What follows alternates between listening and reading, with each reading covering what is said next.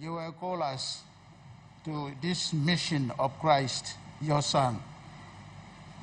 Usate mi kamblo this playground, na make him walk, na call him all workman, all apostle, long continue the work mission, belong Christ, long this playground. Now we continue, and we come up through long all disciples, all mission, all people. Especially today we are in this world of Christian life. We are together as brothers and sisters with different churches, different denominations, but we are together, come together as your people, as your brothers and sisters together.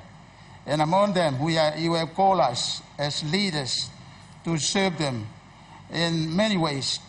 Particularly, you have called us to be leaders of this parliament, this nation, and you have called us this morning to do your mission work, especially through this parliament. We'll go through different work, especially decision-making, through the process of this parliament. And we are here today. We have called us together, especially the Prime Minister, Deputy Prime Minister, ministers, members of Parliament, governors, the opposition leaders, and also the Parliament clerk and other public servants who work through this administration. You have called them this time, and we are now in this morning. We ask your spirit, your life, your way of looking at what we can do for this today. And we commend all our work this morning, especially through the work of the Parliament that we are here now for, and continue to deliver your mission of love, caring, compassionate, and forgiving to each other and to the work of the nation. And we pray for the people, citizens of Papua New Guinea as well at this time. You continue to direct them and continue to touch them with empowerment with the Spirit of the Lord. You guide them as well. And continue for us, the people and the leaders, work together for the good of this nation. And we commend all these prayers by calling the prayer of Lord Jesus, our Father, who art in heaven. Hallowed be thy name. Thy kingdom come. Thy will be done on earth as it is in heaven. Give us this day our daily bread, and forgive us our trespasses, as we forgive them who trespass against us. And lead us not into temptation, but deliver us from evil. For thine is the kingdom, the power, and glory, forever and ever. Amen.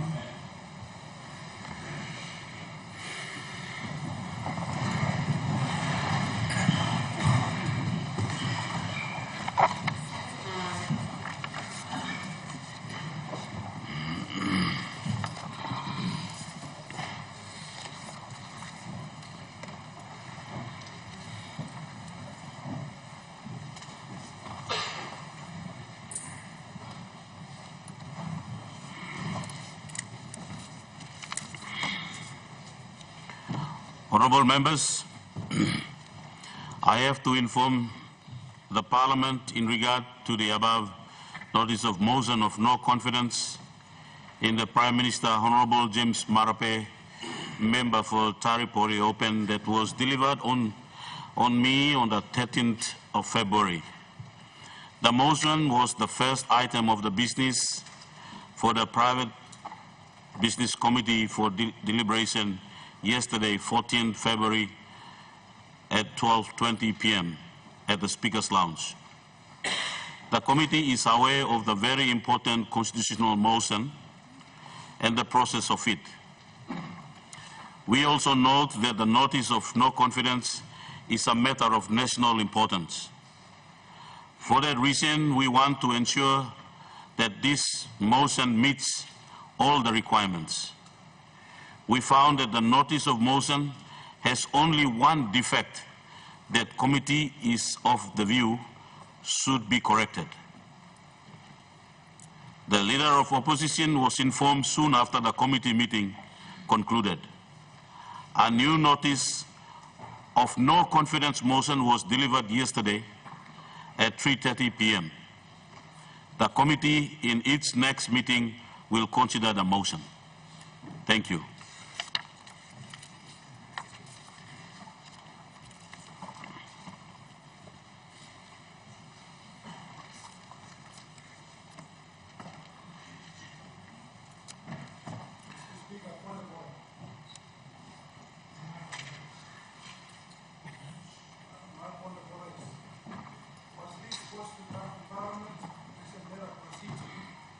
It's a parliamentary matter that it should have been come to Parliament before communicating or going out in the press.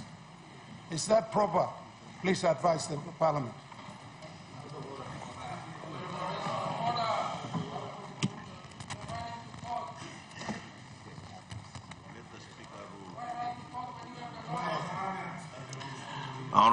Honourable Minister, your point of order, I'd like to make reply to your point of order.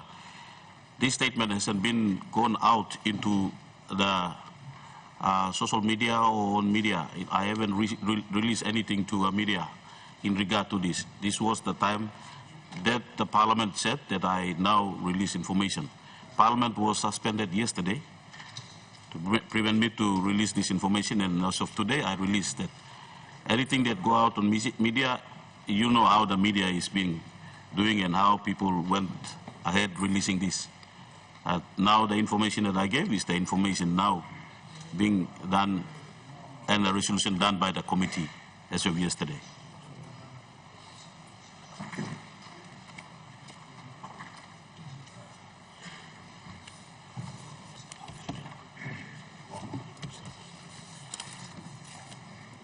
Honourable members, I have to inform the Parliament of the death of the following members. Mr. Gerega Pepena, on 1st January 2024, he was a former member for the Abao open seat and was first elected in the second National Parliament from 1977 to 1982 and served as the Minister for Defence in 1980. And Mr. Brown Sinamoy, on 14 February 2024. He was a former member for Chuave open seat and was first elected in the 3rd National Parliament in a by-election in 1985 and re-elected to the same seat in the 4th National Parliament in 1987 general election. He was elected as Speaker of the National Parliament from 1985 to 1987 and served as the Minister for Communication from September 1989 to July 1992. As a mark of respect to the memory of the late honourable gentleman, I invite honourable members to rise in their places.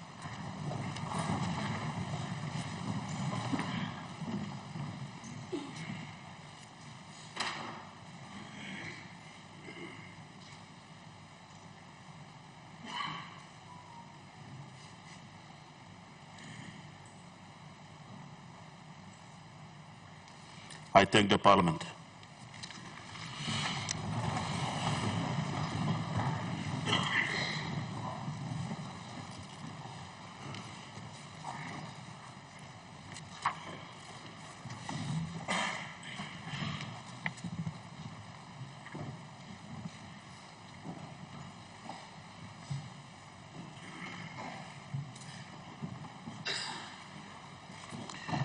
Leader of Government Business. Mr. Acting Speaker, I ask leave of Parliament to move a motion without notice. Is the leave granted? Granted. Mr. Acting Speaker, I move that this Parliament has confidence in the Prime Minister, Honourable James Marape. The question is that the motion be agreed to. Those in favour say aye. Those against say no. Ayes have it.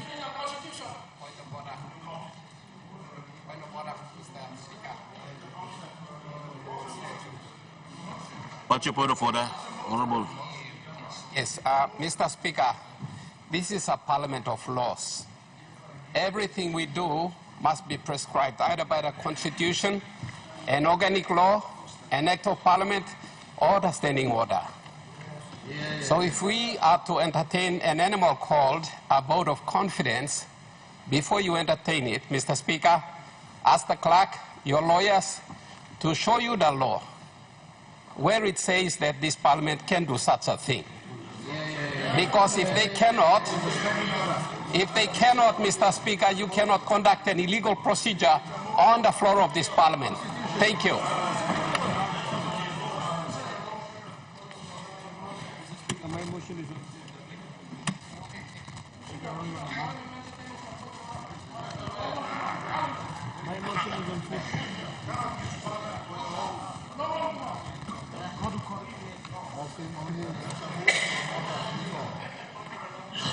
Honourable members, Honourable Governor, I'll make a ruling on the point of order. Honourable members, this is a motion that the Leader of Government Business has brought forward, and that it's a motion that is being agreed by the floor of Parliament, which I, the Chair, will entertain the motion. The precedents have been set before on such situation on a vote of confidence, which the Parliament will also follow what precedents that he said. Leader of Government Business. Mr. Acting Speaker, I'd like to move. I'd like to continue with my motion. Mr. Acting Speaker, there is a motion on foot, and I will complete my motion. Honourable Member for North Fly, what's your point of order? Mr. Acting Speaker, Opposition Leader, may resume your seat. my point of order is by standing orders, if the government asks for a leave, when we opposition will refuse the leave, you cannot entertain it. And you have to vote for it. Order. Honourable Member, your point of order is out of order. The leave has been granted. Let the motion continue. What's your point of order? Mr. Speaker, just a few moments ago, you have entertained and received the motion from the opposition. That now should be entertained by this floor. You cannot have another motion coming forward to this House. Competing motion. A competing motion. Mr. Speaker, you have already made your decision, and you either stick with your decision and throw out this motion. Honourable Opposition Leader. Be impartial, Mr. Speaker. Opposition Leader, your point of order is out of order. I have just read the motion that you have served on the Speaker, and your motion is at foot. The Parliament will still go into process of entertaining that. This House makes the laws for the country. Honourable Member, Honourable Opposition Leader. Honourable, order. Opposition Leader, resume your seat. Resume your seat. Honourable Opposition Leader. Order. Come up with a new fresh rule. Order. Mr. Speaker, we have to respect the Constitution Order. and the standing orders of this Parliament. I cannot Order. Honourable members, I would not entertain any more point of order in regard of this. I've already made a ruling. I will let the Leader of Government Business to continue.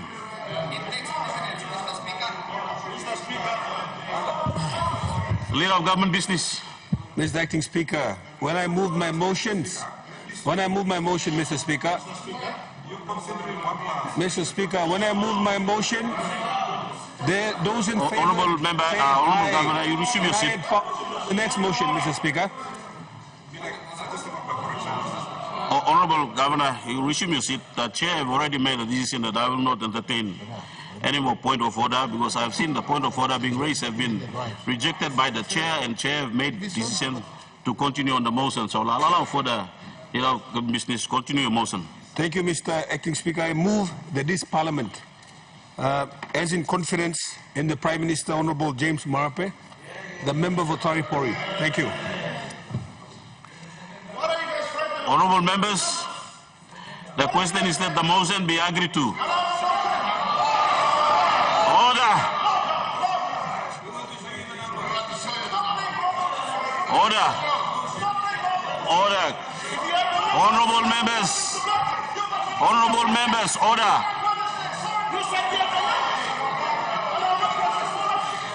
Honorable members, those in favor of the motion, please stand.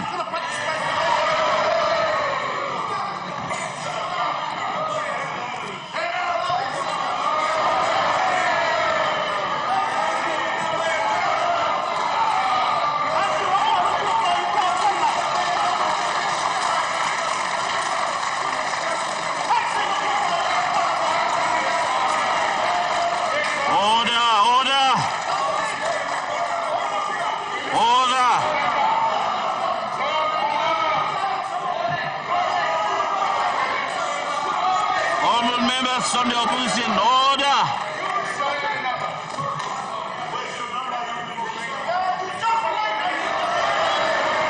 Order.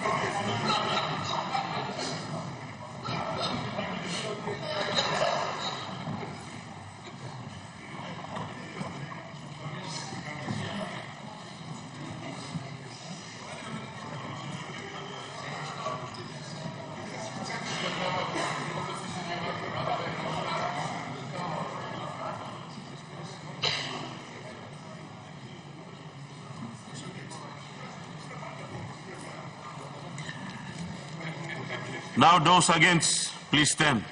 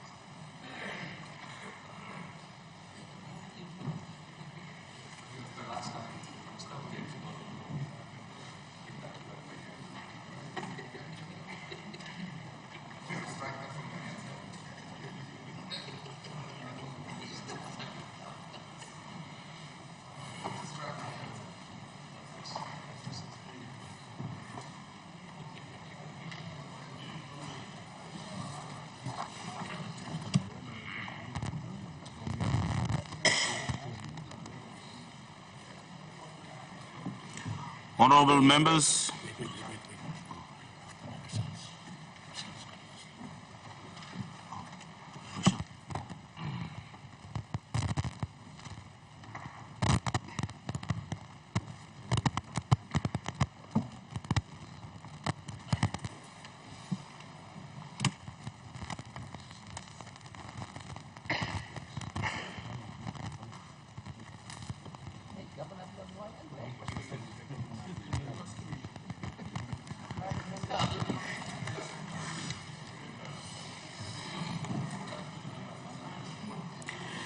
Honorable members, those who vote in favor of the motion, 84.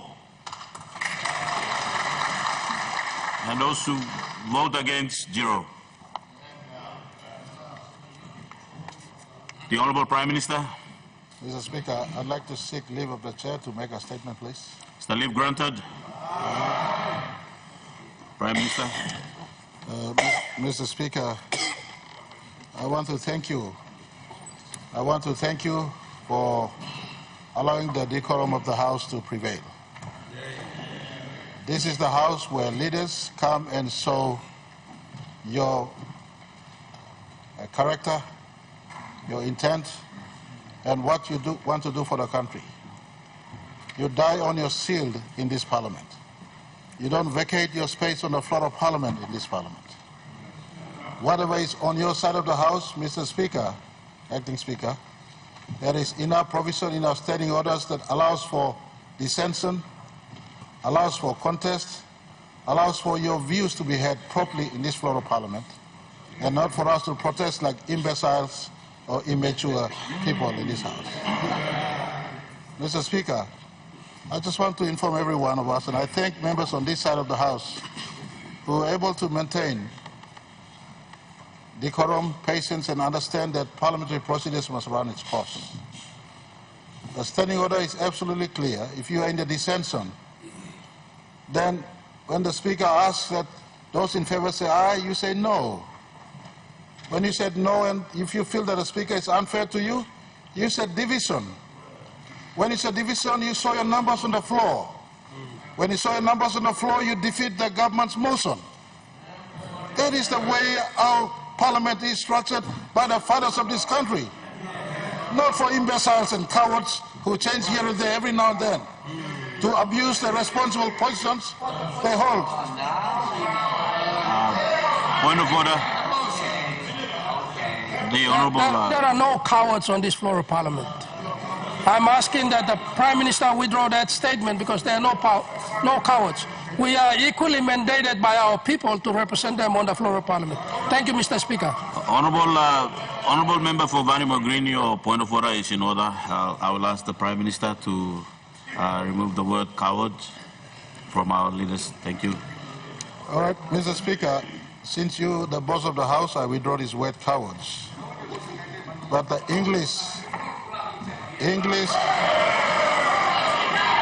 Order. Order. Order.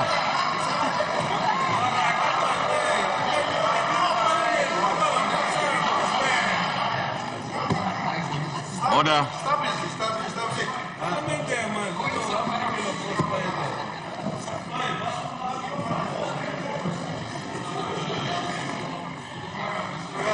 Order. Honorable Prime Minister, you continue on your statement. You have no respect. Look deep into your heart. You have no respect for this house. Look deep into your heart. You have no respect for this Opposition leader. Opposition leader. I would ask you to respect the chair that you sit on. Order. Order.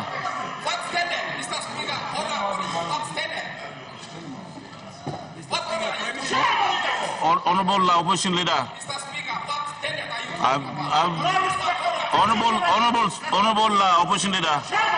Honorable Opposition Leader, I warn you from the chair to refrain from making loud in this House. Respect to the Honorable House, and let the Prime Minister continue on with your statement. Thank you, Mr. Acting Speaker. You can loud and shout and scream. The fire will not come down. It is not about yelling, shouting, and screaming. It is good, Mr. Acting Speaker, that the members of the opposite are back on the chair when I'm making the statement. I was saying earlier, the fathers of our Constitution prescribed procedures in Parliament that allows for dissension to be heard. Conduct of Parliament is by rule of numbers. The process in Parliament allows for your dissension to be heard. And if you have the numbers, you will defeat a motion the government side proposed. Simple as that. It is simple as that. You don't need to yell up and down and shout and scream just because you're a lawyer on the other side. Point of order, Mr. Speaker. Honorable member for Silsina. Career as a lawyer. Some of you don't have a career. And I'm proud of what I have done as a lawyer. Honorable member, I rule that point of order and that comment out of order. What is this? It's out of order. Is this, Mr. Speaker? We will accept what the Prime Minister is saying so long as he can give us the assurance that after today there will be no further consequence out of this unlawful exercise. But if there is a hidden motive behind this... Honorable member. Mr. Speaker, I thought completed my... Honorable member, I will ask you to resume your seat. I will ask you to resume your seat. Why? The Prime Minister has seek a leave of this House to make a statement, and the House had allowed him to make a statement, so he will make a statement. Honorable member, I would ask you to resume your seat. I will ask you to resume your seat. This is a statement which I will not allow for a point of order on that. I'll ask the Prime Minister to continue on from your statement. Thank you, Mr. Acting Speaker. Let's not abuse the chair of the Speaker. Speaker conducts Parliament based on number. Motions are sustained based on number. Divisions are sustained based on number. Dissents are sustained based on number. You have every opportunity to produce a number to dissent on a motion. That is standing order. That is standing order. I don't need to school some of you who are much more learned than I am in as far as law is concerned. That is standing order. That is standing order, Mr. Speaker, and I want to appreciate you for upholding the standing orders of our country. Far from the noises that our friends on the other side have been spinning since 9th of January 2024. You care to read in the public's face, 9th of January 2024, public spins were happening. 10th of January 2024, the ugly mayhem happened, and today the voices keep on getting bigger and bigger. You can shout and yell, fire will not come down. Produce your numbers on the floor of Parliament, Mr. Speaker. Produce your numbers on the floor of Parliament. Today, Mr. Speaker, I want to thank the members of Parliament, 83. Was it 83? I keep on forgetting. 84. I was trying to go down to 83, but thank you, 84. 84. Enough number to ensure that constitutional matters of this country are run without fear or favor. No one is going to run away from vote of no confidence under the words of James Marape. That I want to assure you. It's on handset. Record this. Record this. Parliamentary processes will take its course. And if you want to entertain a serious business as a change of government, a government that is born as a result of people exercising Section 50 rights to vote in a recently concluded election. It is a serious matter. Produce your numbers. If you're inexperienced with no politics, let me school you. Numbers are shown in the first instance when you descend on a motion. When you descend on a motion, you don't go into deep sea thinking that there is a tuna there trying to put a hook into the deep sea. You must know your numbers. Tuna doesn't put a hook into the sea. I know. Mr. Speaker. Order. Mr. Speaker, I'm happy that my long-time compatriot, the honourable member for Vanuatu Green, indicates right away that I am not a businessman in the interest of tuna, but I'm a politician in the interest of looking after my country. I don't know about fishing. I don't know about forestry. I don't know about anything else. But I'm in the interest of looking after this country and numbers that matters most to keep this country moving on. To keep this country moving on. We, Mr. Speaker, I want to assure your House. It is your House. We on this side will not break the process of Parliament. If our brothers on the opposite feel that there is enough ground for a vote of no confidence, it is within their total right. No one will run away from their right. And I'm happy they nominated my brother, Governor Alan Baird, who is a very close friend of the politics. We will still be friends. But in matters of public policy, he's got a dissenting public policy opinion. It is totally within his right to be on the other side. But you have to also respect the right of members to be on this side. It is a God-given right to exercise what they feel is important for the people, for the constituent, and for collectively for the country. Process has been there since 1974 when this constitution was mounted. Process was entered into this parliament on 15th of June 1975 when the constitution was battered. You ask one of the last men standing here, he knows this process.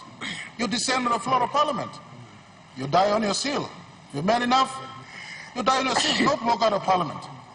Who schooled you to walk out of parliament? You're man enough, representing the people, stand in the parliament, accept defeat like leaders do accept defeat.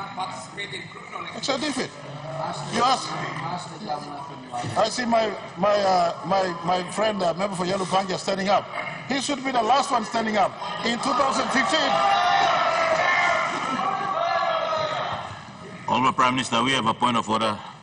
Member for Yellow Panga. We are known, we've known for a long time about Prime Minister's verbal speeches, which he continues on forever without making any profound statement. But listen, I want to say about this motion that he has explained quite well.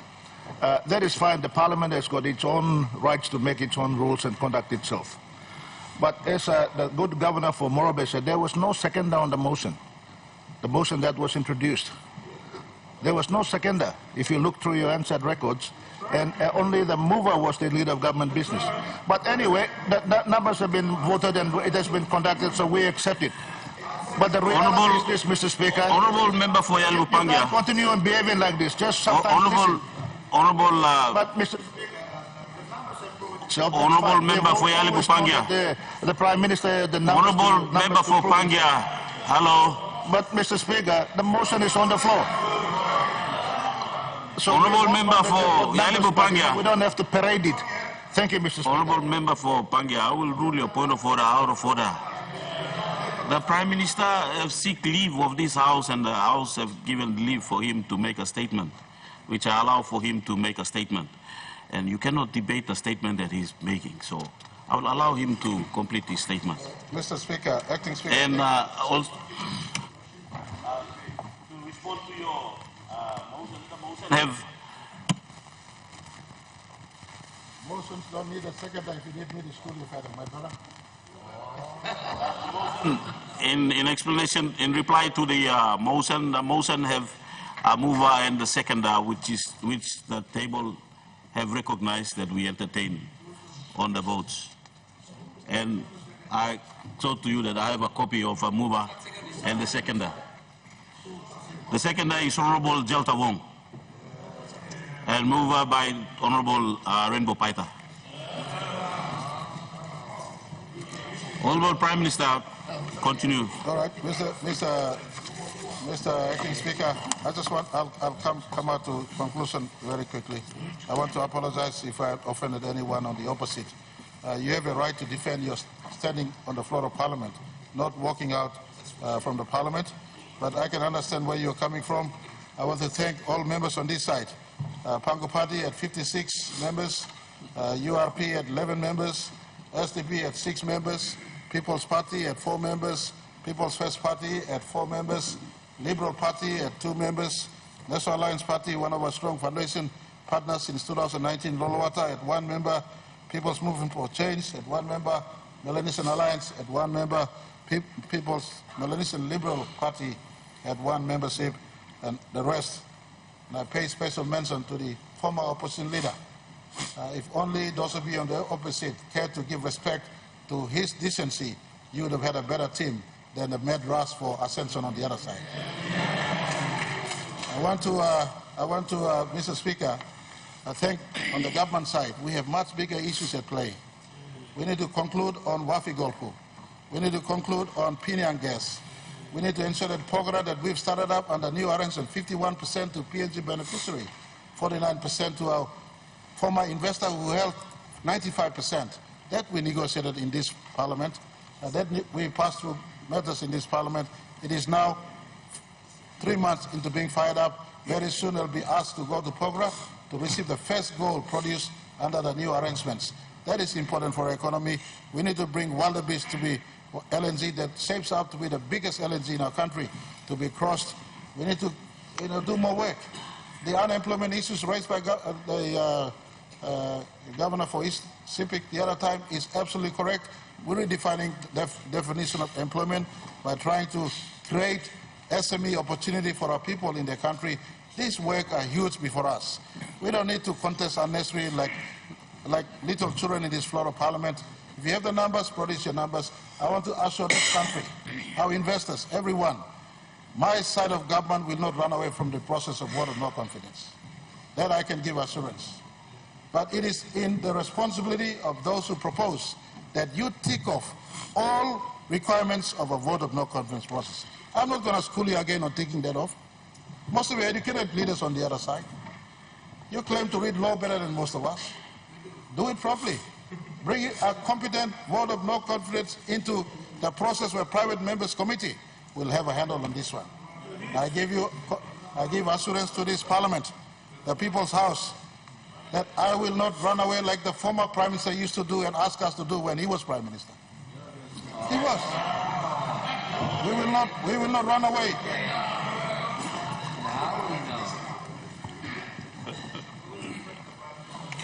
Honorable Member for Yellow Panga, your point of order. We respect the Prime Minister making his statement, but as usual, he's diverting all the time. But all he has to do is go back and read the answer on how we conducted Parliament, and he will learn a few things. And he's trying to do his best to go to courts and do everything and show confidence in this Parliament to beef up his support. We understand the game. But of course, the motion is already on the floor. And it'll be determined by the committee, and we'll see you next Thursday when we have to take a vote. And then we'll determine that you've got support on it. Thank you, Mr. Speaker. Honorable Member for Yalibu Pangia, I warned you earlier that I don't want you to make a statement on that. But a point of order, and your point of order, I'll rule that point of order out of order. I ask the Prime Minister to take your... Thank you, Mr. Acting Speaker. I'll come to a conclusion. If he wants to get assurance from our side, and he made reference to the court order, Section 19 reference that is before Supreme Court, I want to give assurance to this House. That is not to gauge the process of vote of no confidence. The court will run its own course.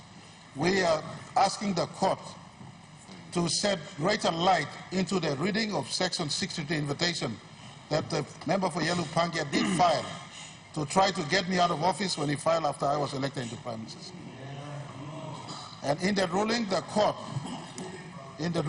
court made a good look into Section 63 invitation and affirmed that Section 63 is constitutionally congruent, it is in order, and we're asking the court again, the Honorable Court, to look deep into what Section 63 means in the context of Section 145 provision of our national constitution. So this is before the court. I give you my fullest assurance, Mr. Acting Speaker. The AG is under instruction that whilst we have an opportunity also to ask the Supreme Court that matters are before court and sub judice, but we are honorable leaders on this side. We have the numbers as we saw today. We will not be running to court to invoke the provisions of sub judice. The Supreme Court will make and do their job. The Parliament will do our job. We will sit in Parliament next week. We will sit in Parliament following week. We got important bills before us in this House. You produce your numbers on the side. We feel that vote of no confidence and you have the numbers. Produce your numbers. This side, Prime Minister is not James Maraba's birthright. It's a matter that belongs to our people. And you don't be a lone voice thinking that you have people on your side. Opportunity was casted in 2022 for you to receive Section 63 invitation. Pangu on this side won 39 seats, the highest ever number since 2001 when the organic law and provincial, organic law and integrity of political parties and candidates came into play. 39 seats. If you want to unbundle the party that received 63 invitation with the number we have here, produce your numbers on the floor of Parliament. Honourable Member for Abao, what's your point of order? Speaker, the Prime Minister just said that the matter that he's just gone through a couple of seconds ago is before the court. So why is he trying to defend his Attorney General on the reasons why he's brought the matter to court?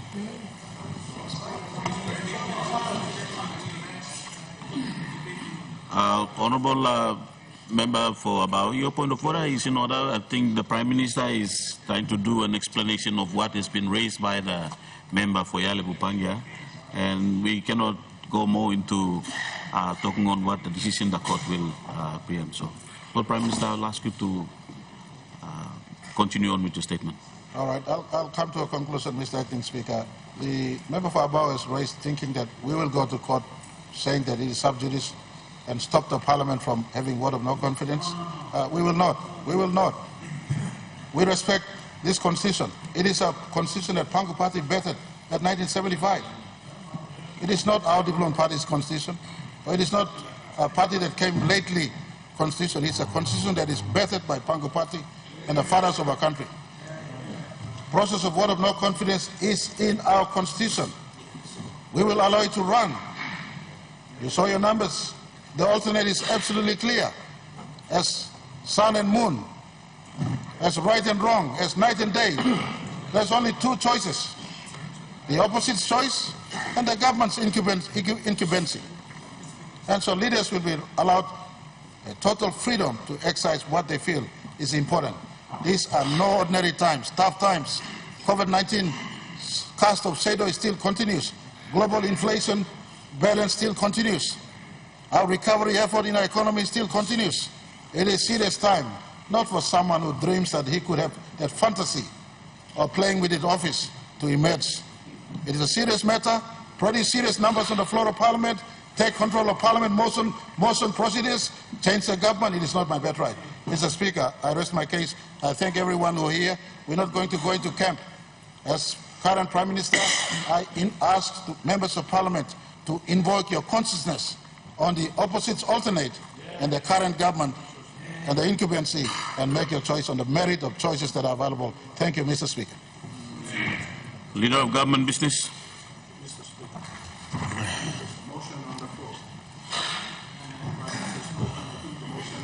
Should be responded to by other leaders to give an opportunity. You walked out.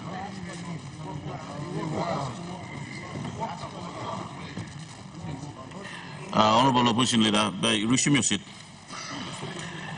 The Honourable Prime Minister has seek leave from the Parliament to make a special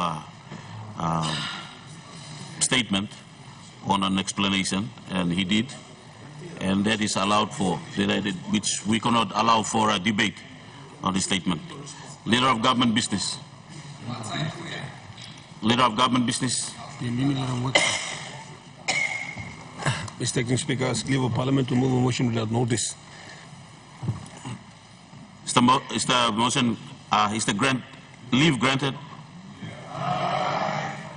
Leader of Government Business. Mr. Acting Speaker, I move that so much of the standing orders be suspended as would prevent the Minister for Works and Highways from presenting his ministerial statement as he stated yesterday. Thank you, Mr. Speaker. The question is that the motion be agreed to. Those in favour say aye. Those against say no. Point of order, Mr. Speaker. Traditionally, Thursdays are private members' days. Why are we moving government business on private members' days? Right.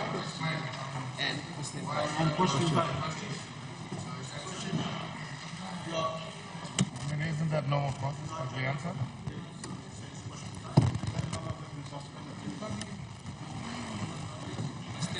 Honourable Governor for Izibik, I think the standing order have already been suspended to allow for the business that is now before the chair. Therefore, the Leader of Government Business have moved to allow the Minister for Works to make a statement, which I will entertain that. And now ask, as majority have voted in favour, so I'll ask the Minister now to make his statement.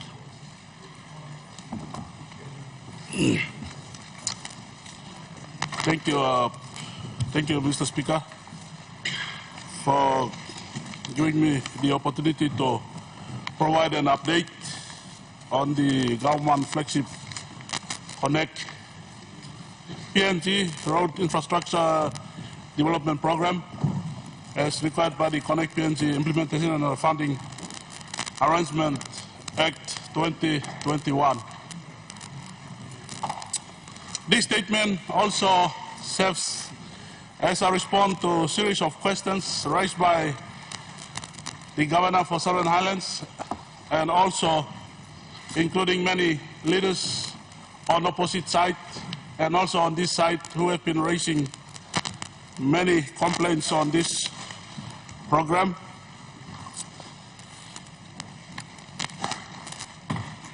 Also, the misinformation and misleading information that has been going around the country by our leaders. The circulating of on the mainstream media and on social media. I welcome this opportunity not only to correct the record, but address the concerns of the honorable members. This government will always be open and transparent in the delivery of service to the people of Papua New Guinea and this country. I welcome this, Mr. Acting Speaker. Firstly, let us be reminded that our founding fathers fought for political independence and that they worked tirelessly to ensure that the 800 plus ethnic groups were connected with better road accessibility through the pre-independent days, uniting this country. In this regard, the value of road transport infrastructure to PNG's economy is immense and cannot be underestimated. Roads continue to serve as the backbone of everyday life, underpinning 86% of socio-economic activities. In this regard, the value of road, since the pre-independence years, the country's road network has been the arteries of Papua New Guinea, linking farmers to markets, business to customers, and enabling people and communities to access basic government services. Yet, despite the critical role of road network, regrettably, due to many years of underfunding, and mismanagement, 85% of the country's road network has declined to almost imperishable stages. We are determined to correct this under this government. As of 2012, road evaluation studies carried out by the Australian government under its TSSP program estimated that the government would require 45 billion in replacement costs to clear the deferred maintenance backlog accumulated over the last 20 years of underfunding and poor management. Mr. Speaker, this has made our country's road network unfit to support any socio-economic development efforts and aspirations of successive governments, including ours today. Mr. Acting Speaker, it was under these circumstances that when our government first took office in 2019, we developed the 20-year Connect PNG program to immediately deal with the threats of the growing deferred maintenance backlog and at the same time meet the country's future demands by embarking on a long-term vision to connect the entire country with 100% road connectivity by 2040. To ensure, Mr. Speaker, to ensure uninterrupted implementation of the 20-year program is supported by sufficient funding guarantees. The program targets and the funding annual allocation of 5.6% of the annual budget are legislated by an act of parliament. We are not running the Connect PNG on an ad hoc basis, as many assume, but we are doing so in full compliance program limits provided by the Act of Parliament. Mr. Acting Speaker, we as the government are 100% focused on increasing road access and connectivity by upgrading, expanding, developing, and maintaining existing 16,000 kilometers of roads, as well as constructing the major missing link roads of 1,800 kilometers. Mr. Speaker, only in this way will we, as a nation, connect the unconnected, reach the unreached, and unlock economic potential in the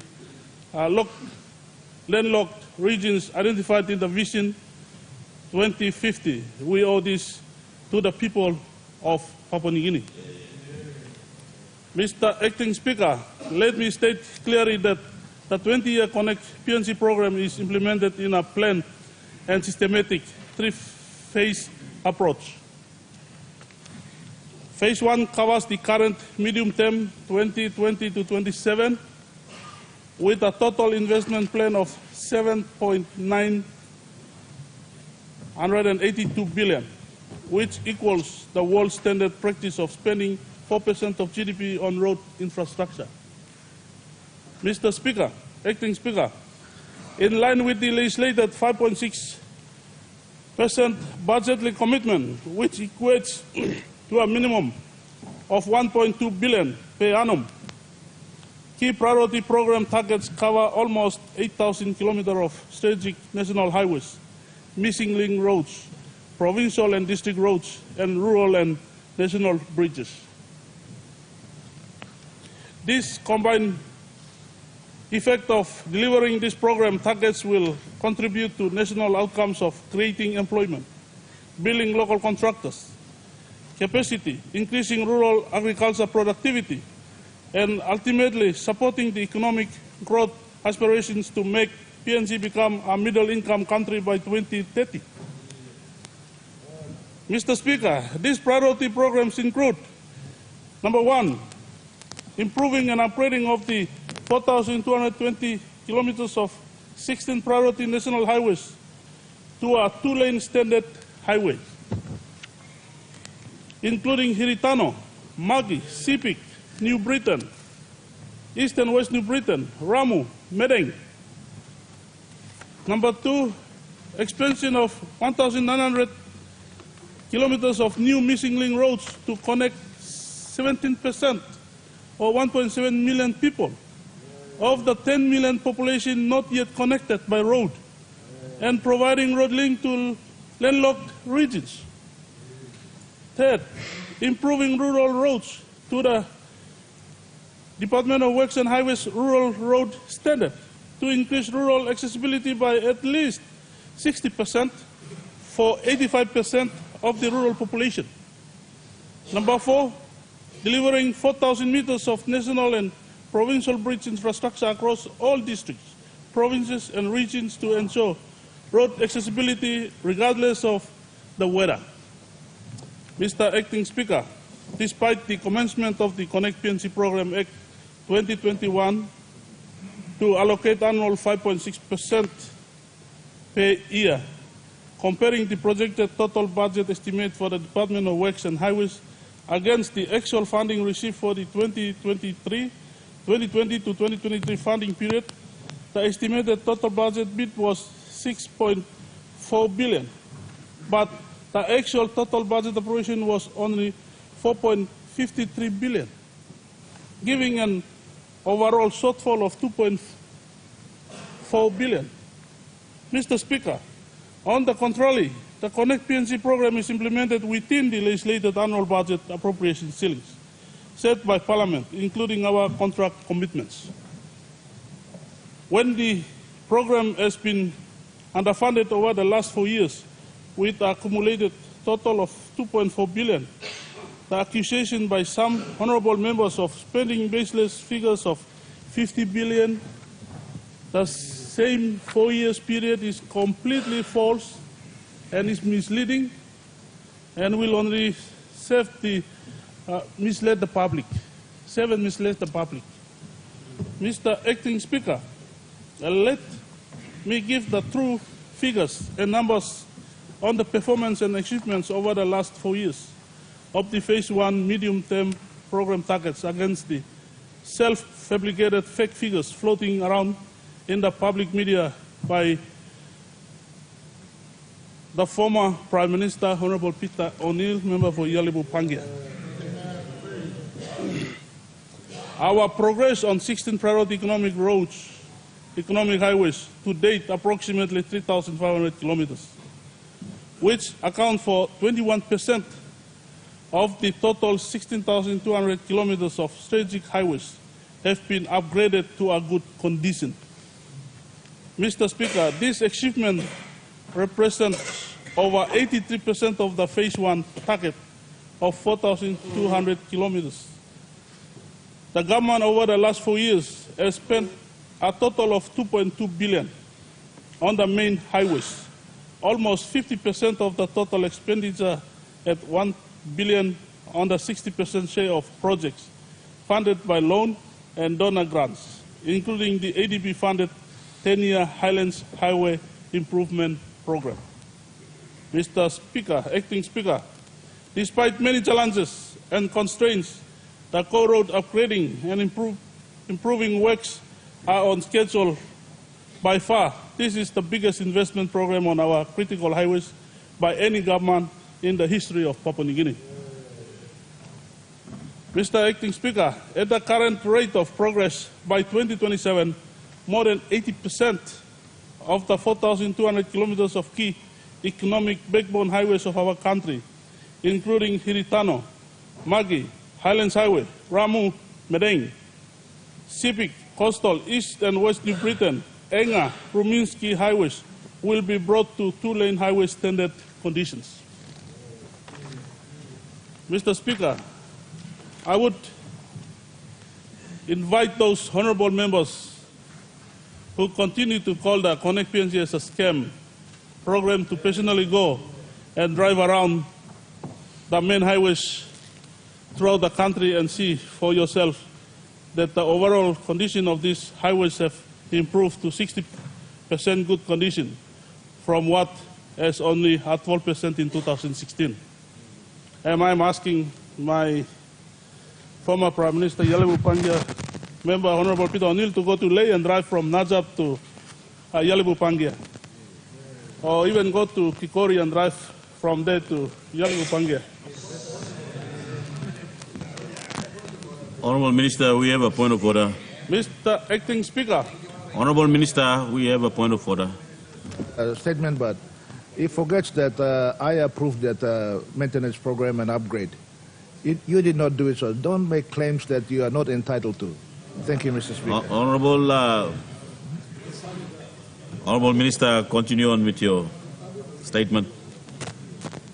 Mr.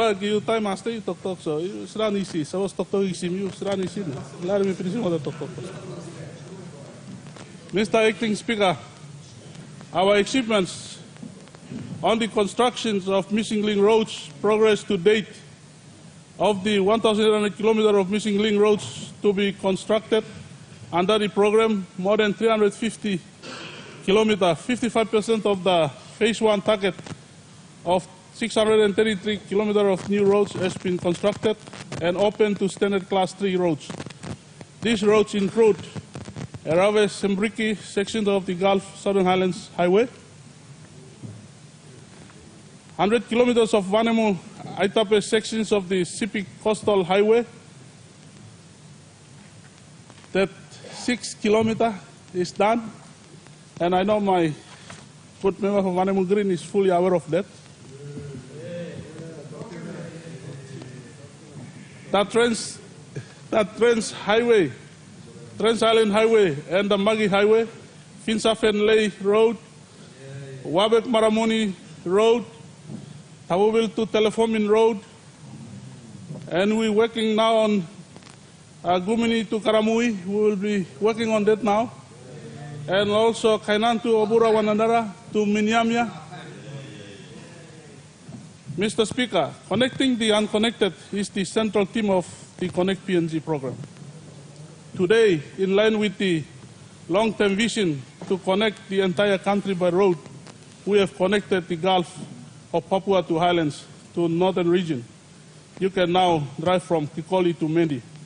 Hagen into Morobe and to Mereng on an interrupted continuous highway system, unlike before. Similarly, you can now drive from Kiunga to Tawobil and into the first village in Telefomin through the hidden back walls. This is not fake, but the real story of Connect PNG, and is driving change for better PNG. Do we say this is scheme? By the end of this year, we will be opening up famous transnational corridor that will truly connect Papua New Guinea, and to fulfill the dream of our founding fathers to physically connect and unite Papua New Guinea by road on the mainland. Mr. Speaker, Mr. Acting Speaker, this corridor has a total length of 356 kilometers, comprising the Wau Highway section up to Bulolo and the Trans-Island Highway section, which comprises the current Aseki Road from Bulolo to Oiwa in Aseki, and approximately another 159.8 kilometer missing link section between Oiwa to Morobe and Ebo in Gulf. Progress up to August 2023 on the Trans-Highland Highway missing link section is 41%, 66 kilometers. The remaining 93.8 kilometers will be completed before September 2025. Mr. Acting Speaker, let me remind those awaiting miracle to happen that to achieve anything of value, there has to be a sacrifice. Many have been questioning the value of investment made on the construction of missing links to reach the unreached and to connect the unconnected for the first time. However, sharing the tears of joy of my people in the remote Telefomin district, the rural people upon mountain tops of Kaintipa, and the people of Maramuni in the middle of Enga Sipik, to see a road for the first time connecting them to the outside wall, I asked myself, what would be the monetary value of giving a better life, lifetime road access for many generations to come? This operates outside of the current standard economic appraisals people used to prioritize project viability. Mr. Acting Speaker, yes, we do economic feasibility studies and they guide us, but we also have to take risks to ensure greater prosperity not only now but for the future generations to come. Mr. Acting Speaker, the rural environment of Papua New Guinea remains the untapped growth engine of our country, where our rural population are custodians of our land, environment and our ecosystem. Mr. Speaker, in this regard, Connect PNG provides road services that fit into the larger goal of rural development and priorities for economic and social growth. This is where we all come from, and it is a noble aspiration that will be supported by all. Mr. Acting Speaker, these are indisputable, record-breaking achievements that cannot be underrated by people living in the relative luxury of big cities and towns. As such, the government is proud that it has spent more than 400 million in the construction and expansion of missing link roads throughout PNG over the last 4 years, including 200 million from tax credit scheme funded projects. The returns on this will have a generational effects on the future. Mr. Acting Speaker, progress on provincial and district economic roads. Provincial and district roads make up of 21,000 kilometers of the 30,000 of PNG's road network, saving 85% of rural road network. All provincial and district roads being legally the responsibility of the provincial and district private authorities under the Road Management and Funding Act 2020. This means for now, management of the rest of the 12,000 kilometers of subnational roads is with the provincial and district authorities. Mr. Acting Speaker, our records show that both the Department of Works and Highway and the Department of National Planning and Monitoring have been continuously funding road projects worth more than 2.7 billion over the last 4 years since 2019 supplementary budget. This translates to an enormous 60% of this total Connect PNG capital expenditure going to rural roads. Districts like Sinesne Yugumul in Simbu province,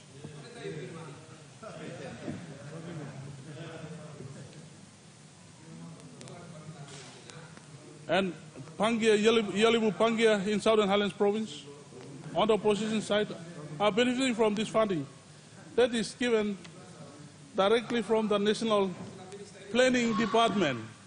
Also, Planning Department has given some funds to individual members on the other side as well too. Like Chuave, 30 million gone to Chuave.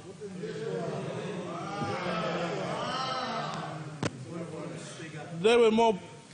Honourable Minister, we have a point of order. The Honourable Member for Chuave. Mr. Speaker, Opposition Leader. The good Minister for Works can fully appreciate the struggles that we've had with warranting at the Department of Works. So don't talk about funds that the people of Chuave haven't received. Thank you. Honourable Minister, continue on with your statement. Reports, I released some funds like 10 million to Chuave already on the road from Chuave. So.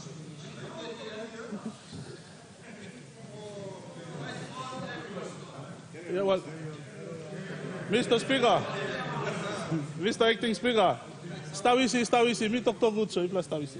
Honourable Minister, make your statement. Mr. Acting Speaker, let us note that more of the funding is going to rural roads and under mutual obligations as compared to past years. Therefore, I asked all of us to make use of this funding. Funds to improve critical roads, infrastructures to improve and increase road connectivity and accessibility for our people, to access services and markets and improve their lives in our provinces and in our districts. Mr. Acting Speaker, on the same vein, the Honourable Governor Powi was talking about some locals trying to bend down bridges in Pangia, Yalibu Pangia Highway by his supporters because Connect PNG was funding a provincial road in the province without his knowledge. I wish to make it clear that this is a road project on a major provincial trunk road under the Connect PNG program. It will eventually be upgraded to national highway standard to link Karamui in the Simbu province. Why would people damage the very thing that will benefit their local area? Instead, I would invite them to work with us for the common good of all. Acting Mr. Speaker, however, many of the road projects are financed directly at the provincial and district levels, making it challenging to provide a comprehensive and reliable assessment of achievements to date due to data and information limitations. Mr. Acting Speaker, based on reports from the provinces, it can be noted that more than 40%, approximately 1,200 kilometers of the Phase 1 target of 3,000 kilometers has been upgraded to a good conditions. Mr. Acting Speaker, progress in the National Bridge Development and Upgrade Program. Significant progress has been made in the construction and upgrade of bridges across the country. Notably, 300 meters of composite two-lane steel structure bridges have been built on the main highways, including 3 bridges on the Civic Highway and 6 bridges on the Ramu Medeng Highway funded through the European Investment Bank loan. Additionally, Mr. Speaker, 12 bridges have been constructed on the New Britain Highway with support from the Asian Development Bank, ADB, and 2 bridges on the New Britain have been completed through Japanese grant funding. Mr. Speaker, furthermore, more than 2,000 meters of rural bridges have been supplied and... Point of order. Honourable Minister, we have a point of order.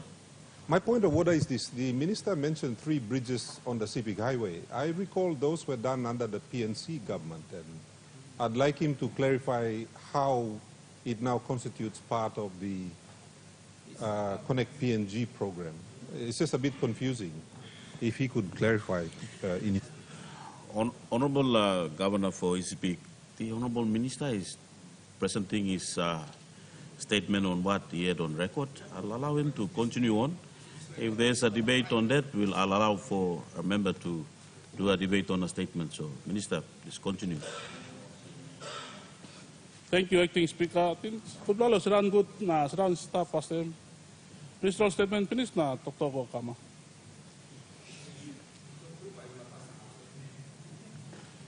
Mr. Acting Speaker, furthermore, the 2,000 meters of rural bridges have been supplied and built on provincial and district roads throughout Papua New Guinea. These improvements have contributed to a 30% increase in rural access, benefiting 85% of the rural population. Mr. Speaker, under the rural bridging program, every district by now should have received a bridge and built on your district and provincial roads to bridge the rural population. Mr. Acting Speaker, I want to stress that projects funded and implemented under Connect PNG are equitably distributed across 14 major regional roads corridors to ensure that all of PNG benefits and no region or province or district of Papua New Guinea is left behind. Mr. Acting Speaker, it is in interest of regional balance that I substantiate with some contract values on some of the major projects in each of the regions as follows. You can see on your statement.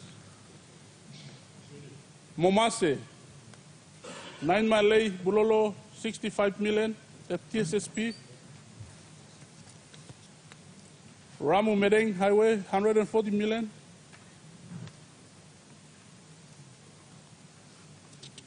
Arekchabe to bridge Aitape, 145 million. Bridges 6 on Ramu Highway, 88 million. Bridges 3 on Sipik Highway, 32 million.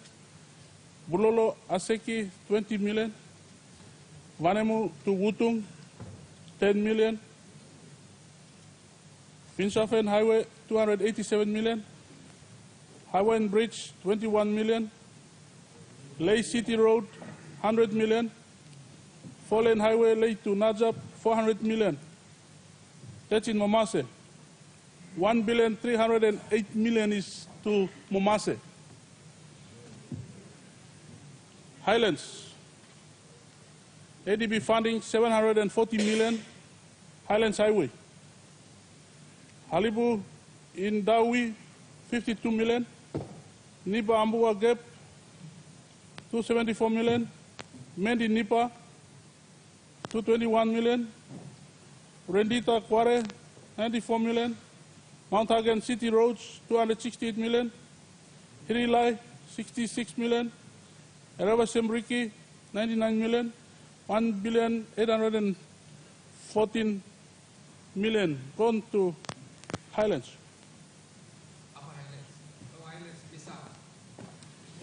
It's Highlands. It's a region. Order. Mr. Speaker, Southern Central Milimbe Missing Link, 14 million. Pautama Emila Bridge, 73 million. Emila Bridge, Moreguna, 164 million. Goilani Bridge to Kadaisu, Magi Highway, 38 million. Orobe to Kokoda, 51 million. Kiunga Ayambak, 10 million. Brown River to Berena, 81 million. The contract will be given in 2 weeks' time. Ebo to Kerema, 47 million. New Guinea Island, Ruminsky Highway is 50 million. Vamos Bridge, Novau Primary School, New Britain Highway, 138 million. Unapading, Saska to Alaska Sam, 110 million. Kokopo-Togwa 4 lane, 221 million. Manus Highway, 100 million. Bougainville projects, 439 million. So monies are fairly distributed to regions. Mr. Acting Speaker, for the first time, this government is allocating funds equally to all 4 regions under Connect PNG program. This is very much consistent with the requirement of the Constitution for equitable distributions of resources and the levels of participation, unlike before. Mr. Acting Speaker, the projects are subjected to proper benefit and impact assessments, then selected designs and costed, procured through National Procurement Act process, and managed with professional contract management support. Mr. Acting Speaker, I can assure the House and the people of Papua New Guinea that there are no shortcuts in the way projects are procured and contracts are awarded. We are not like the previous government bulldozing contracts on an ad hoc basis to foreign contractors without any due diligence, clear economic feasibility, and projected rate of return on those projects. Mr. Acting Speaker, the Connect PNG program is providing major opportunities for local content and participation by local road contractors and project management professionals, consistent with the government's SME policy and the provisions in the National Procurement Amendment Act 2021 that serves local participation for all projects costing up to 50 million. Mr. Speaker, in fact, the opposition should be very happy that this government is implementing the SME policy they developed but never implemented. In line with the same policy, we intend to reach 50% local contractor participation on major engineering, procurement, and construction projects by 2030. Don't forget that the last government was known for issuing major contracts on record. Contracts on record for infrastructure contracts equivalent to more than 2 billion that remain unaudited to this day.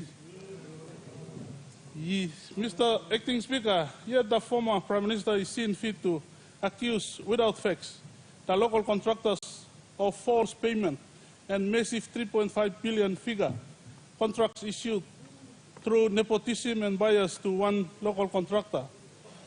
Acting Speaker, let me refute in the strongest terms possible that the awarding of contracts and making contract payments to contractors is not done on a selective basis as alleged.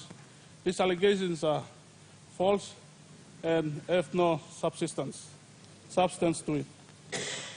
Mr. Acting Speaker, I also make it very clear that neither me nor Prime Minister Marape has any shareholding or 100% on construction companies and our names.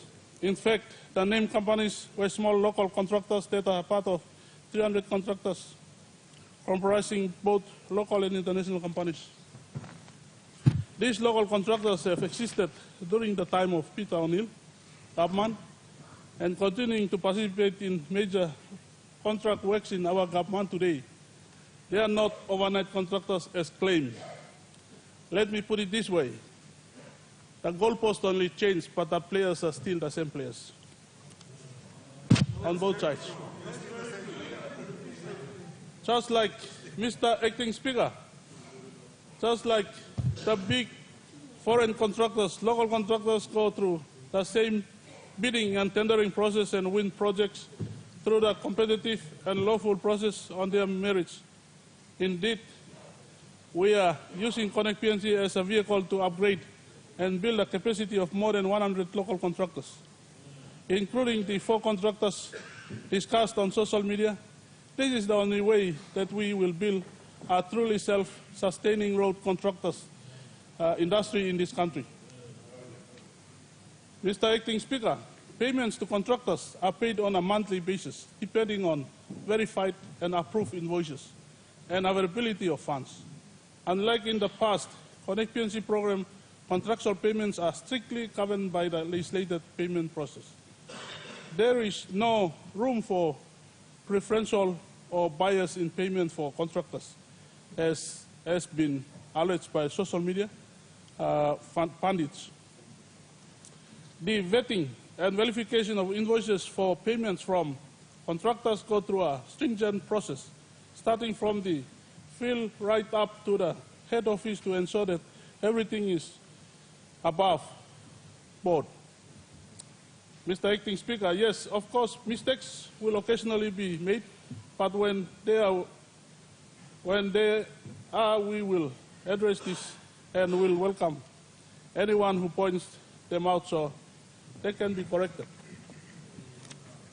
Mr. Speaker, however, to minimize this risk, we have contracted independent project managers for all major contracts. They independently assess and endorse invoices for all payments by road contractors. Mr. Acting Speaker, the invoices are then scrutinized by our own officers at the headquarters to ensure that such invoices are for work output delivered for the invoice period and that they are consistent with the terms and conditions of the project contracts. These processes are set by the Department of Finance, and I welcome and genuine external scrutiny of this process. Mr. Acting Speaker, the Connect PNG program in 2023 operated within the appropriated budget limits of 450 million, which is 750 million short of meeting the legislated 5.6 annual allocation ceiling. The former Prime Minister claims of blown out payments in the last 8 months completely exceed the annual appropriation. So how is this even possible when we have shortfall? How can we pay more than we have? It is a financial impossibility.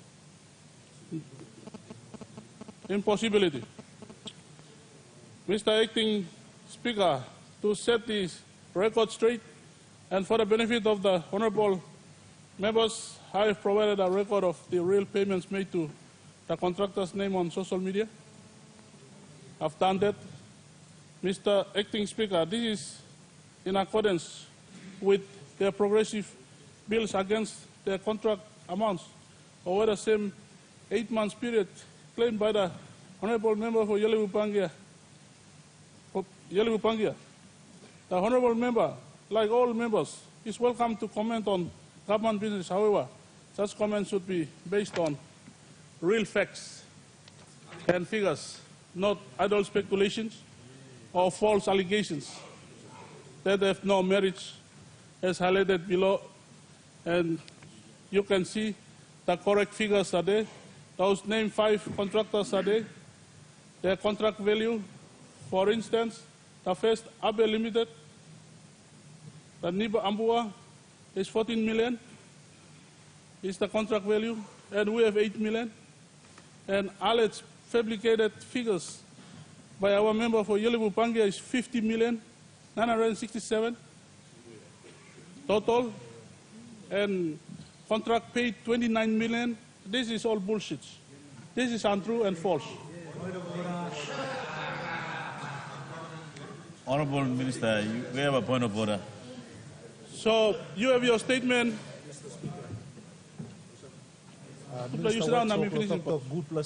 Honourable Minister, you resume your seat. Rouse him, Mr. Talk, yeah?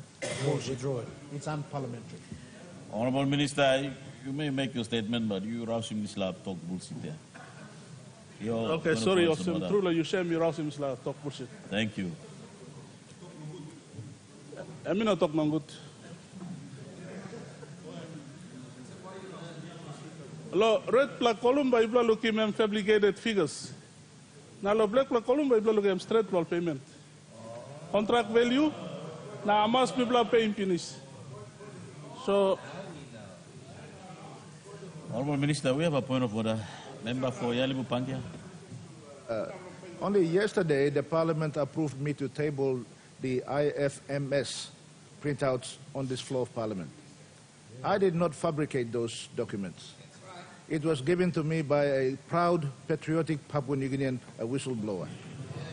Now, if you are man enough, Minister, you should go through that and say, this is wrong, this is right. It has provided the contract numbers, amounts paid, the value of the contracts. Honorable, are all stated in that Honorable document. Member for Yalupangia. So please, Mr. Speaker, can you withdraw the word fabricated, Mr. Speaker? Because that is not what the Parliament accepted yesterday as a table. Honorable Thank you. Member for Yalupangia, Honorable Minister, you refrain from other languages that you use on a good statement that you presented, and I'd ask you to continue on with your. Ati nemi no tok nangote mo sem mitok yaman story. Lo tok pisina. Honorable Minister, continue on with your statement. I say truth hurts. Talk true, say kisim mantru. So, mino sabe why na five la contractor of Southern Highlands da hela tasolem kisim na na bla Papua New Guinea. These payments, the red ones, are Excel spreadsheet, are not the real payments. And these are the false information that is going out. And the black ones are the IFMS system, the checks been paid to contractors. So you have tabled your reports already. We will go by our reports, records, checks been paid, and we plan to report staff. So I'm all right. Lari mi finish in talk past time. Sabos talk labik simi lobun. Mr. Acting Speaker, the total ongoing contract value on record for the 4 contractors is only 764 million spread over a multi-year contract duration, and not 3.897 billion as claimed. Contrary to some spurious allegations, there are no advance payments or any inflated contract payments to selected contractors. Mr. Acting Speaker, on the same token, let me respond to a member for hearing query on the oversight and management of Connect PNG funding by PNG Road Fund, a question you raised yesterday. Acting Speaker, let me make it clear that Road Fund is only responsible for managing offline revenues generated from road user-related fees and charges for maintenance purposes only, and not the development funds. The operation, Mr. Speaker, the operation of Connect PNG Funding Arrangements and Management Act 2021 to allocate a minimum legislated amount of 5.6% of the annual budget came into effect only in 2023 last year. As such, all capital works program budget funding for Connect PNG in the previous years were always located under the PIP budget lines and the Department of Works and Highways as the implementation agency. Mr. Speaker, Mr. Acting Speaker, all payments are made according to budgets, items and contracts. For the first time, we have a proper payment register that details out all payments made to every contractor and service provider under Connect PNG, including school fees for staff, training and development programs paid under Connect PNG project overheads.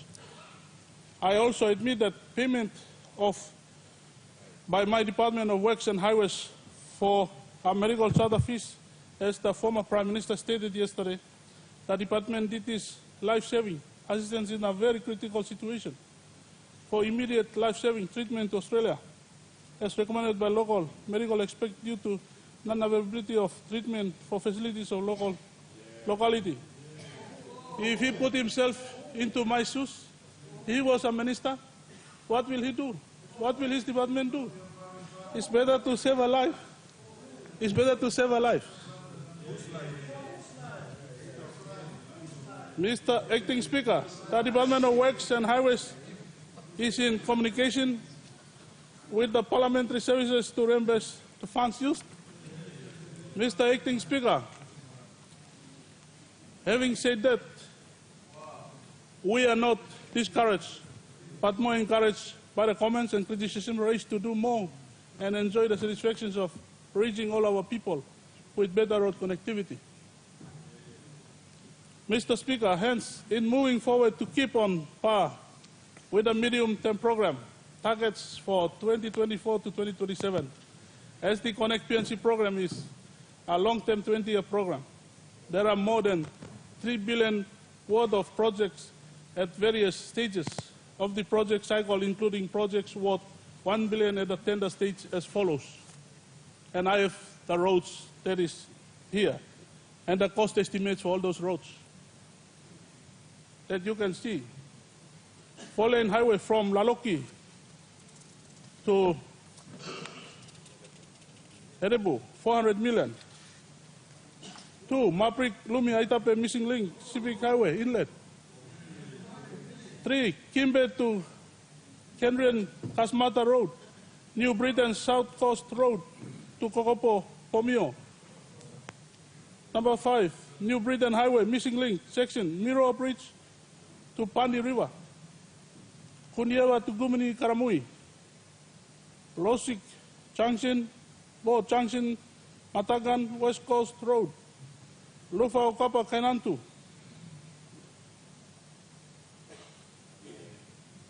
Magi Highway, missing link, Moreguna to Kadisu, Milinbay.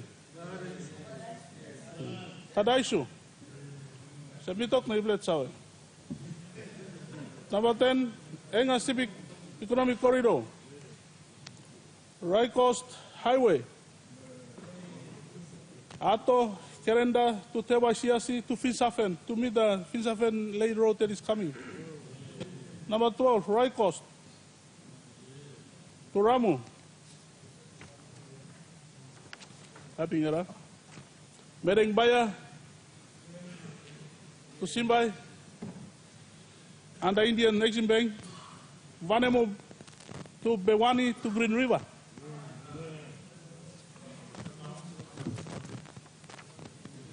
Ketarabo, Kabiufa 4-lane road from Ingoroka. 16, Coffee and Tea Plantation roads in Wagi Valley. 17, Vanemu to Aitape Road. 18, Hoskins to Kimbe. 19, Mereng 4-lane. 20, Wewek 4-lane upgrade. 21, Vanemu Town Road upgrades. So these are roads. Mr. Acting Speaker, the road implementation, with the implementation of this balance of tenders, it is highly anticipated that by the beginning of 2025, there should be already be a road network that extends from Mereng Ramu to Lei to Brolo, to Aseki, to Kaintipa, to Kotidanga, to Ebo, to Port Moresby, then to Abau, then to Alata. Mr. Acting Speaker, then during the course of the program, the Wutung Bora Sundown Province to Wewek and to Bogia, Mereng Province section will be constructed so that an uninterrupted road network covering the entire length and the breadth of the mainland is connected. Mr. Acting Speaker, furthermore, in order to improve governance and monitoring responsibility necessary to get the best value for money, we welcome the Prime Minister's call yesterday for external independent audits to verify and confirm the figures that are provided today. Mr. Acting Speaker, ensuring independent technical and financial audit is key to adding overall value for money on this massive investment on the Connect PNG program. Internally at Works and Highways Department, we are already engaging independent project audit firms from Canada and the US to thoroughly assess contractor performance and ensure the projects meet the number of performance standards. These audits ensure that work outputs meet technical, safety, and environmental standards necessary for high quality and long-lasting infrastructure outputs that give value for money. Acting Speaker, notably, audits on projects like Lei City Cement Roads and Highlands Highway Improvement Program under the ADB funding have been the first lot of projects audited and have identified defects and poor performance issues. leading to instructions for appropriate remedial works under existing contracts. Mr. Acting Speaker, let me inform the former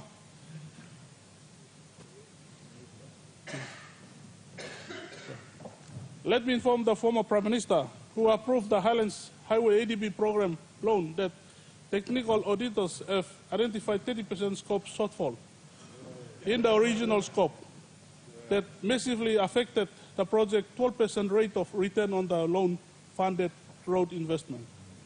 Our government had to fund additional 400 million.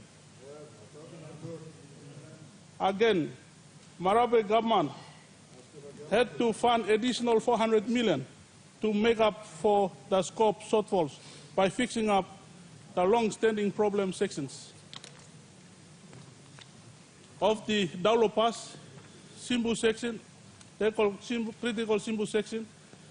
I hope my friend, member for Yungumul's National SS, should be happy about this. Kasam Pass and introducing stabilization technology on 40% of the 430-kilometer sections of the highway. Mr. Acting Speaker, this additional cost has increased the overall service life of the road and is expected to give high rate of return over the loan repayment period. Mr. Acting Speaker, furthermore, we are adopting best practice and high quality design standards. We prioritize design readiness and deliver of Connect PNG road projects to high quality standards, aiming for longer operational lifespan with minimal maintenance cost. Notably, over 400 kilometers of highways have already been stabilized, including sections of the Highlands Highway, Ramu Mering, Lay City Roads, New Britain Highway, Magi Highway, Enga Highway, and Gulf Southern Highlands. Mr. Acting Speaker, these road sections have proven to last more than 5 years without developing potholes, exemplifying our commitment to long-term infrastructure quality. Mr. Acting Speaker, Rome was not built overnight. Problems of many decades of underfunding and poor management cannot be fixed overnight, but be rest assured that for the first time, we are slowly doing things right to ensure Connect PNG can improve our road network to right standards that can contribute to achieving socio-development on a sustainable base for our country. Mr. Acting Speaker, it is an absolute shame and hypocrisy for some of our leaders who viciously demand development but at the same time negatively criticize what the Marabe Rosso government is doing. Exactly that, bringing development to our people. Mr. Acting Speaker, they argue for nothing but to ensure that our people continue to be trapped in misery and poverty in the same way our ancestors have been living for hundreds of years in the local enclaves. Mr. Acting Speaker, the Marabe Rosso government is the people's government, and therefore it will continue to do what is best for the entire population of the country. Mr. Acting Speaker,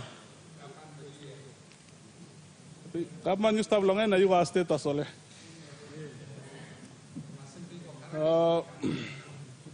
Mr. Acting Speaker, trust me, honourable members, with your understanding and support in this notable cause of 100% road connectivity by 2040, truly Papua New Guinea will never be the same again. Let's work together for the betterment of our beautiful country, Papua New Guinea. God bless Papua New Guinea. God bless this house.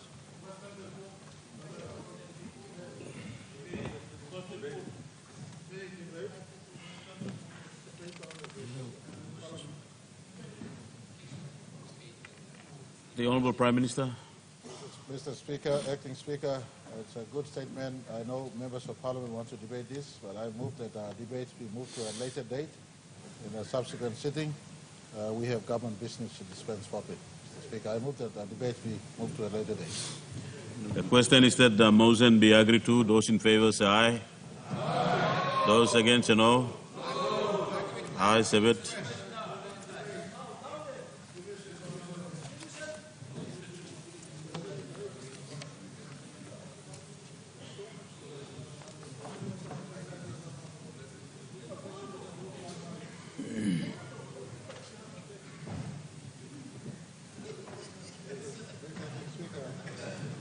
Honorable Prime Minister. Ask Labour Parliament to move a motion without notice, please. Sleep granted. Honorable Prime Minister. Mr. Speaker, I want to, before I move, I want to ask members on both sides of the House, whilst we are supercharged in the excitement to change government and form governments or establish governments, our core focus must remain as legislators. Our core focus must remain as legislators. This government is also about trying to ensure correct changes are brought into our parliament for the betterment of our country. We're standing at the threshold of 50 years. 50 years ago, laws were promulgated to construct what we have in modern PNG today. And this government has laws before us. There are two important laws, and AG has been working on this over many months since we took office. I want to move that we suspend our standing orders that should prevent the order of day on government notice, number 70 and number 69, to come forthwith. I would believe this is the laws. One law would be to define our country as a Christian country. That is a law that will define in the preambles, not an operating law to force everyone to worship as Christians, but just to identify ourselves, a nation that believes and subscribes to the Judeo-Christian worldview.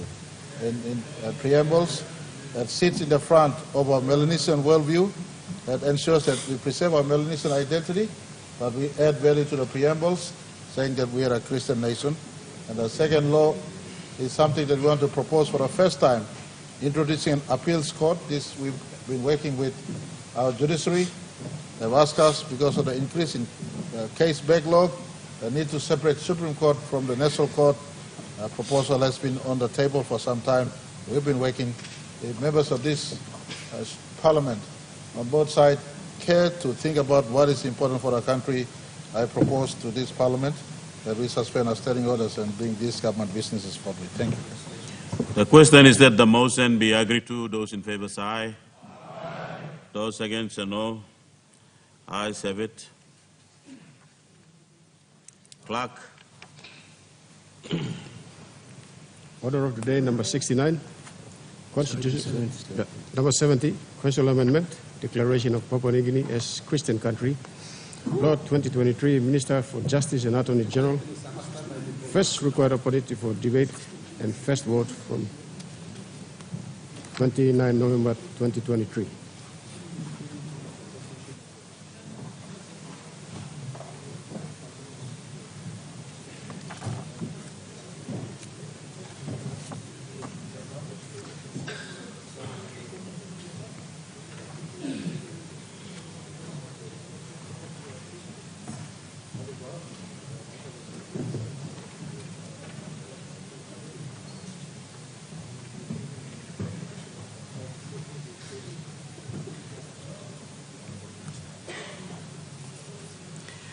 Minister for Justice and Attorney General.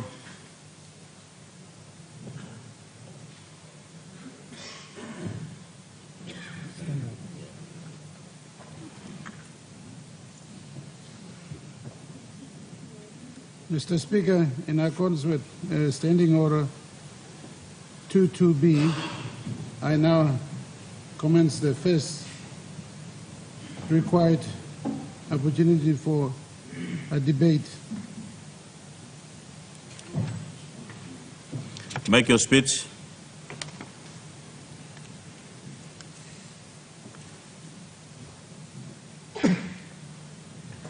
In relation to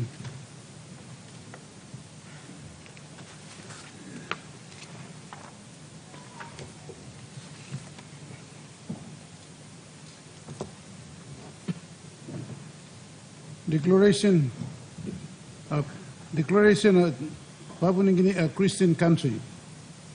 Mr. Speaker, proposed amendment to the Constitution of the independent state of Papua New Guinea to debate or declare Papua New Guinea a Christian country. It should not be a surprise to anyone because, as we all know, according to the 2021 census, 96% of our people align themselves to the Christian faith.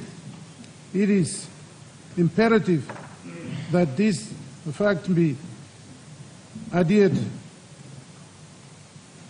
in the mama law of our country, the Constitution.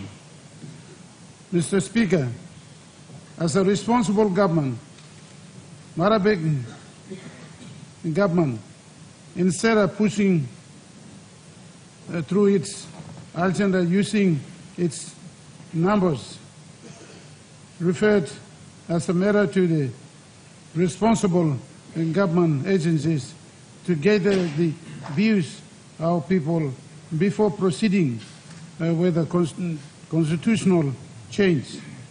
The public consultation have now been completed and our people have spoken. Mr. Speaker, it gives me great pleasure to present to this Honourable House the amendment bill to amend the Constitution to declare Papua New Guinea a Christian country. This amendment bill will amend the Constitution to declare Papua New Guinea as a Christian country. Mr. Speaker, in 2020, the NEC, its decision number 234 of 2020, directed the Constitutional and Law Reform Commission and the Department of Community Development and Religion to consult our people on their views in declaring Papua New Guinea a Christian country.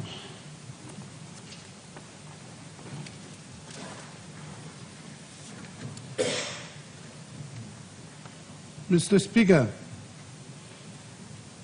CLRC took 12 months to conduct public consultations with our people on the question of declaring Papua New Guinea a Christian country. On 9th August 2021, the CLRC submitted its report entitled Final Report on the Inquiry on the Declaration of Papua New Guinea as a Christian country to the Prime Minister, Honourable James Marabe, MP. The report came in 2 volumes.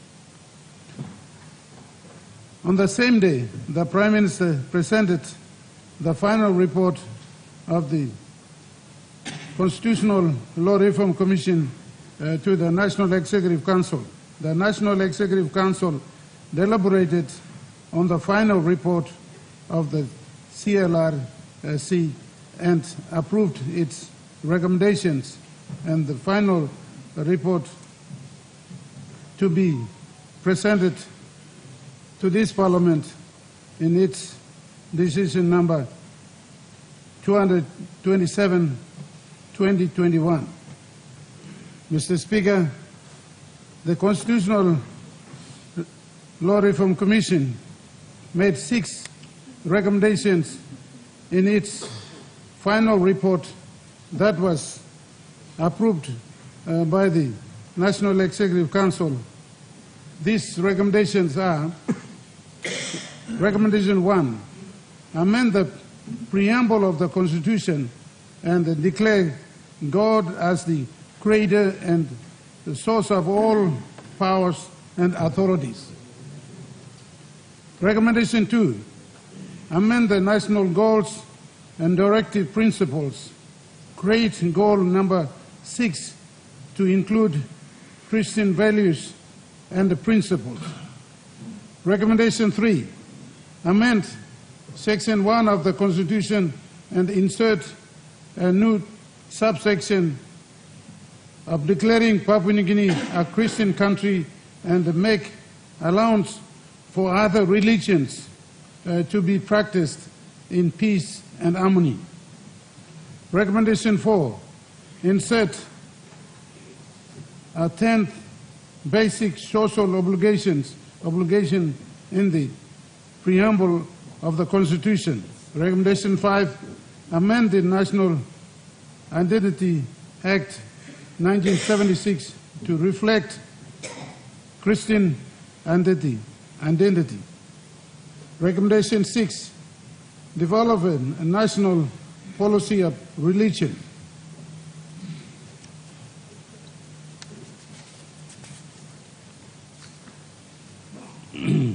These 6 recommendations can be grouped into 2 categories. 1, legislative reforms, and 2, policy reforms.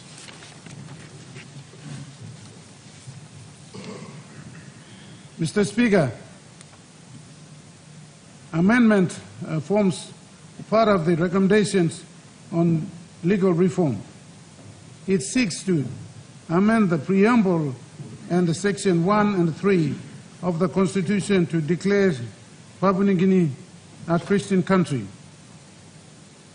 Mr. Speaker, Marabe Rosso government is a people's government, and so it will respect the views of the majority of our people.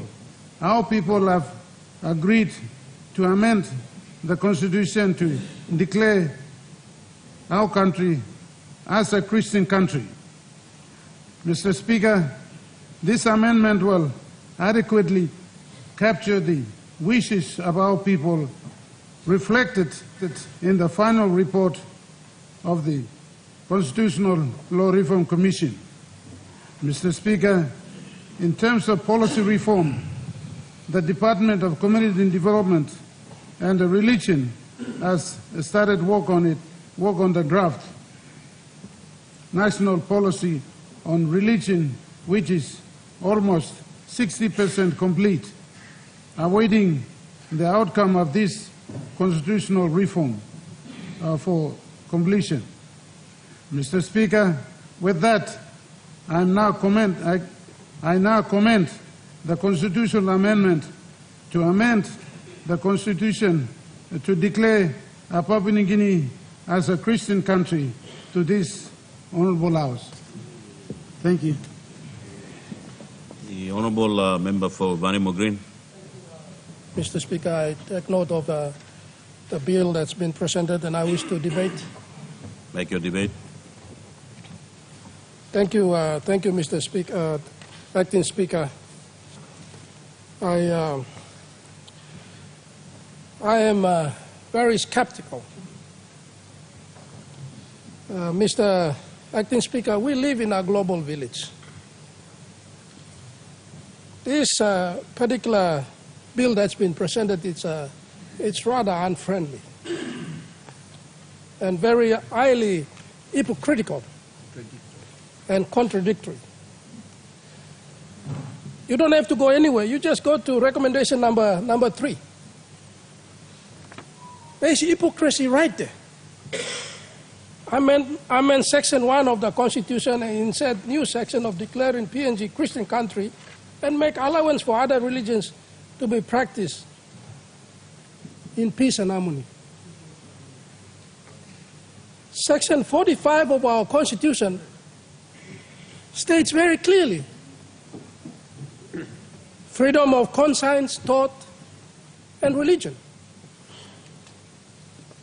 And you go back to the Garden of Eden.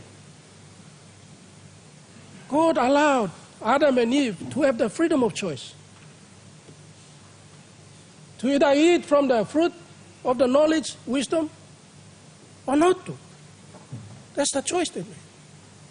What we are doing here, Mr.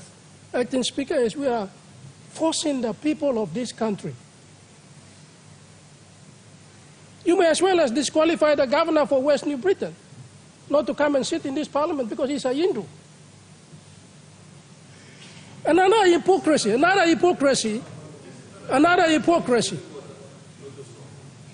Honourable Member, we have a point of order. Minister.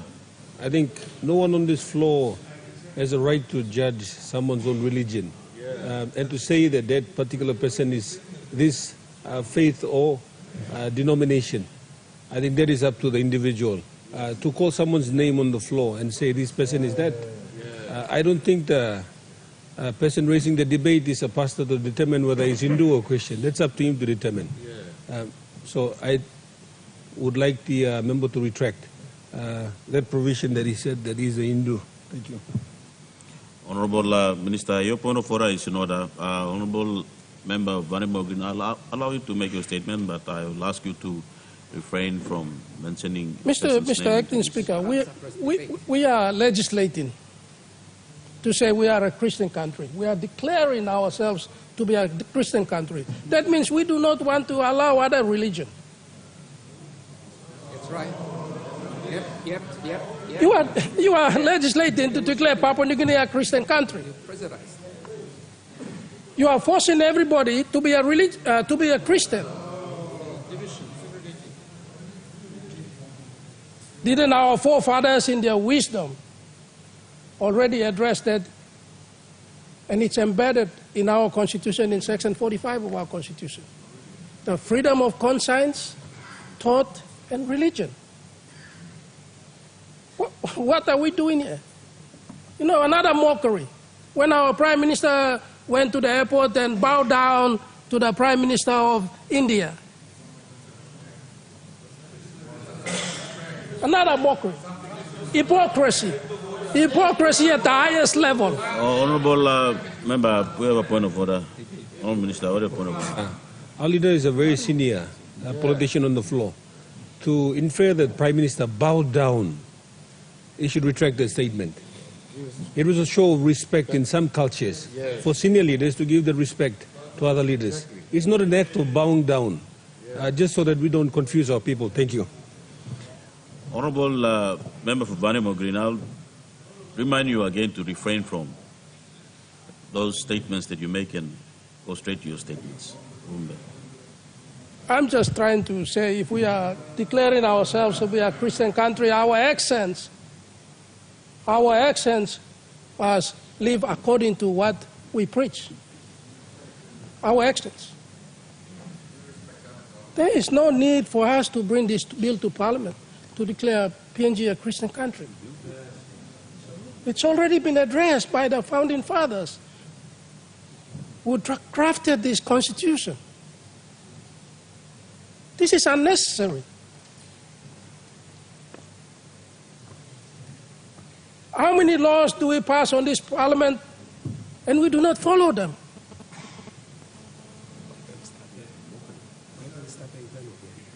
We are making a mockery out of ourselves. I warned this Parliament. I said, why did we have to put a Bible and the Attorney General is sitting next to the Bible? Why did we bring the Bible to the Parliament? We should have left it at the Grand Hall.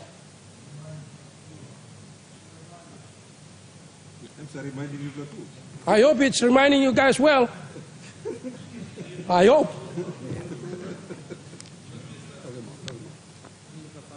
And our Prime Minister cursed this country twice, in 2019 and in 2020.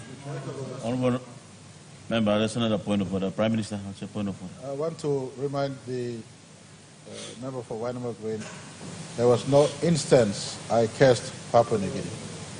No instance whatsoever. Get a full text of my speech on the Independence Day. I said I cursed those who practice corruption in this country. There's a clear difference between cursing the country and cursing those who practice corruption in this country. In the same vein, I said I curse myself if I practice corruption. And I stand on this record. I don't tolerate corruption in this country. So he needs to withdraw this. I never curse this country. I curse those who practice corruption, and I will not withdraw the curse on those who practice corruption. Honorable Prime Minister, your point of order is in clarification of what the Honorable Member have said. The point of order is in order. I will ask the member to continue on, and I'll remind the member again, we have the public listening to us on what we've debated, so let's make a debate in respect to... I'm sticking to the debate. It's about bringing a constitutional amendment to declare Papua New Guinea a Christian country. We are becoming unfriendly. We are becoming very unfriendly. God in His wisdom gave the freedom of choice. to our first parents in Garden of Eden. And if we are really Christian, it's already been captured in Section 45 of the Constitution. We're declaring ourselves a Christian country, and then we say, oh, we make allowance. Which one are we doing? We're saying one thing and doing totally the opposite. That's what we have been doing on this floor of Parliament. We passed a legislation, and then the next minute we are breaking the legislation, the law. Today is just a clear demonstration. There is a provision in the Constitution, Section 145 of the Constitution, to allow a vote of no confidence. And we came and we introduced another law that we created ourselves through a motion of vote of confidence. It's not in the Constitution, but we invented it.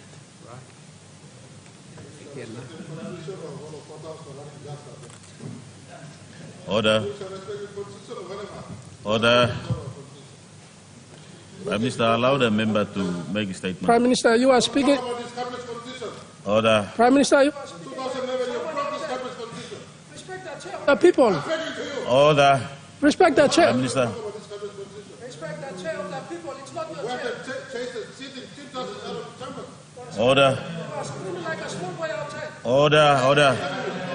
Order. Honorable Prime Minister. Order. Order.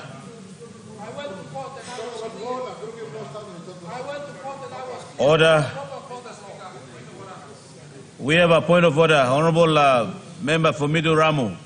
What's your point of order? Point of order, Blamir Motsam. You mean Papua New Guinea, you mean 50-60% are more Christians now. More than 90%. You make Kisim independent through long church, Christian name. You may can amend them law, something you can make. You may not give you freedom to people. Honorable member for. Thank you. The honorable member, your point of order is like you're making a statement on a debate on the motion. So I'll allow the honorable member for Vanimo Green. You continue on. You still have time to. I want you to make your statement. Thank you, Mr. Acting Speaker. Prime Minister is making allegations. I've gone to court and cleared myself, and I don't know when he's going to go to court and clear himself of serious allegations against him on criminal matters. Criminal.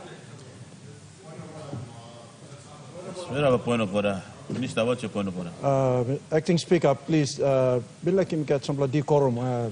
Good member of Wanimo Green. Time you stand up na talk. Lawyer the floor, public watching. Never think that these things have slipped by our mindset. Talk, you like answering question, only put him lapia. This is an house of our people, and have some big respect. You got some like thinking political one, put it aside. Let's talk straight to what the minister has been presenting. Now, if it's, excuse me, Laram finish, now you respond long. One of me good country, or one of you like refer or talk plan. Don't divert. That's my point of order, please. Honorable member, honorable minister, your point of order is in order. Honorable member, I'd like you to stick by the paper that is being presented instead of diverting us out that will create an emotion in the chamber. Thank you, Mr. Acting Speaker. Forest Minister should be advising his Prime Minister as well, not to make statements not in relation to what I'm trying to debate. Honorable member, I've warned you again. If you still diverting you are out warning from me, this, but you are not warning the Prime Minister. Honorable member, make your statement. I'm allowing you to make your debate. Thank you, Mr. Acting Speaker. My argument is simple. This legislation will scare many development partners who are going to come and invest in this country. This will have a collateral effect on our country. It will have a collateral effect. We are dealing with China. It's a communist country. We are dealing with India, it's Hindus. We are dealing with Indonesians, it's Muslim country. This legislation will scare these important bilateral and multilateral partners. Throw and throw. We are amending the Constitution. We are not just playing up. We are amending the Constitution. Members of Parliament, you must seriously look at the collateral effect this Constitution is going to have. We are going to scare the development partners, the multilateral and the bilateral partners that we have. Mr. Point of Order. Honorable Member for Vanimo Green, it's the Speaker that will acknowledge the point of order, not you to recognize it. Honorable Minister, what's your point of order? Thank you, Mr. Acting Speaker. I will not come down to his stupid and silly standard of comment. Honorable Minister, I would ask you to withdraw the word stupid. It's unparliamentary. I withdraw. Mr. Speaker, we cannot make assumptions on this floor of what others are thinking. This is our country. We make the laws for our country. And anyone that comes into our country respects our laws and our religion. Honorable Minister, your point of order, I think it's out of order. I'll allow the member to... Thank you, and I'll remind you, opposition again, don't put words in my mouth when I say things. Honorable... Thank you, Mr. Speaker. I want to thank the Minister for point of order, for his...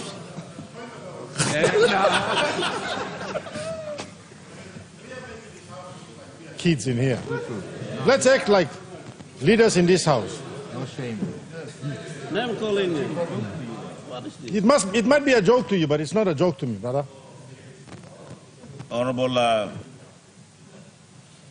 Minister, you stood up to make a point of order, and the Speaker hasn't recognized you. And you already make mention of the importance of this House. Honorable members, I'd like all of us to respect this honorable House in what we speak and what we are deliberating. Our people are on the gallery, people out there listening to us. Honorable members, as you hear from one of the member in his statement of debate, the debate is open. I will still give chance to any of you members. If you see anything that is not right in his debate, when you give a chance, you rebut it in your statement when you have chance to debate. Honorable... Thank you, Mr. Acting Speaker. Christianity is a choice that we make. You want to be a Christian, it's your heart. Christianity is about the heart. You want to be a Hindu, it's about your heart, the choice you make. You want to be a Muslim, it's the choice you make. We cannot come here and legislate and legalize. God never intended that way in the Garden of Eden, never. I don't know where we're getting all these ideas from. Our forefathers considered all those before they made that provision in the Constitution. Section 45 of the Constitution. AG, go back and read it. Tell your nephew to help you to understand the Constitution. I'd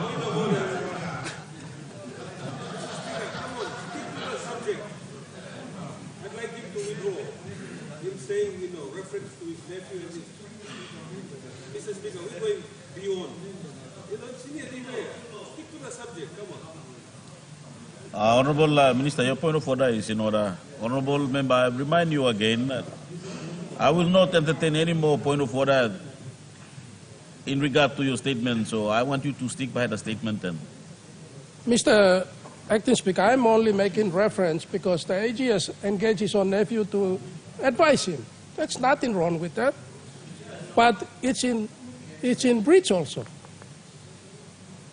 of Section 12 of the principles of the lawyers, professional conduct, and also Christianity.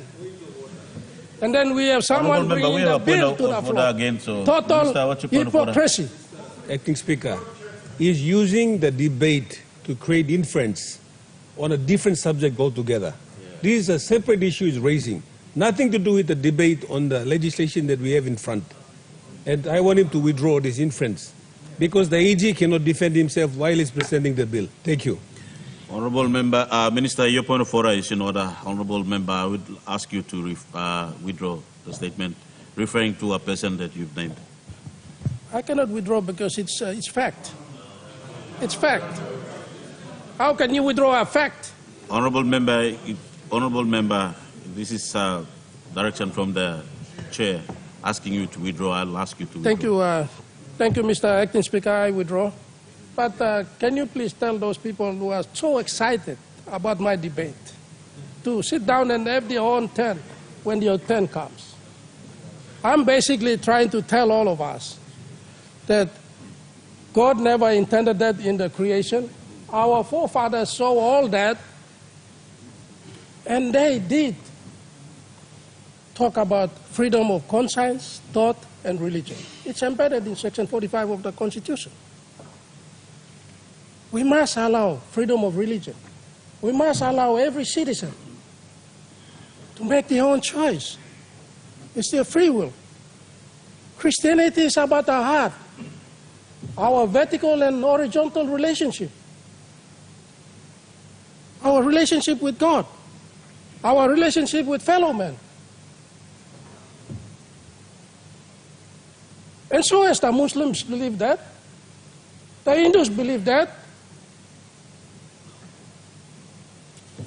we are making a mockery of our Constitution come 50 years of our nation's life.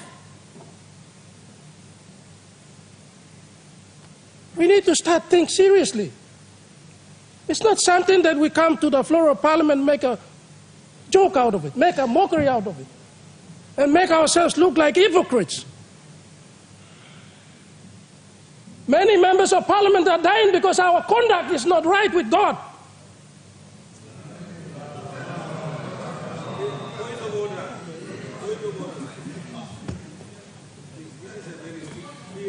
To make on the floor. Mr. Speaker, may I remind this House that we have a brother who is currently not with us, who has not joined this floor. Next week or so we will have his body. To make a statement like this is very insensitive, Mr. Speaker. He needs to withdraw this. Honourable Minister, your point of order is in order. Honourable Member, I think I have warned you many times on this. I will now suspend your 1 minute remaining on the debate. I suspended and I will ask for a new debate. Member for Governor for Morobe. Mr. Acting Speaker, I thank you in advance for allowing me to speak on this very important issue. First of all, I'd like to thank the Prime Minister for his wisdom, and he's a Christian, and he wants to make sure that this country is recognized as a Christian, not just by words, but by the constitutional amendment. And he had ordered, Mr. Acting Speaker, he has ordered or gave direction, set up committee in consultation with the Law Reform Commission to tour the nation of Papua New Guinea and to seek the views of the people of Papua New Guinea, whether what he's proposing can be accepted and substantially accepted by the people of Papua New Guinea.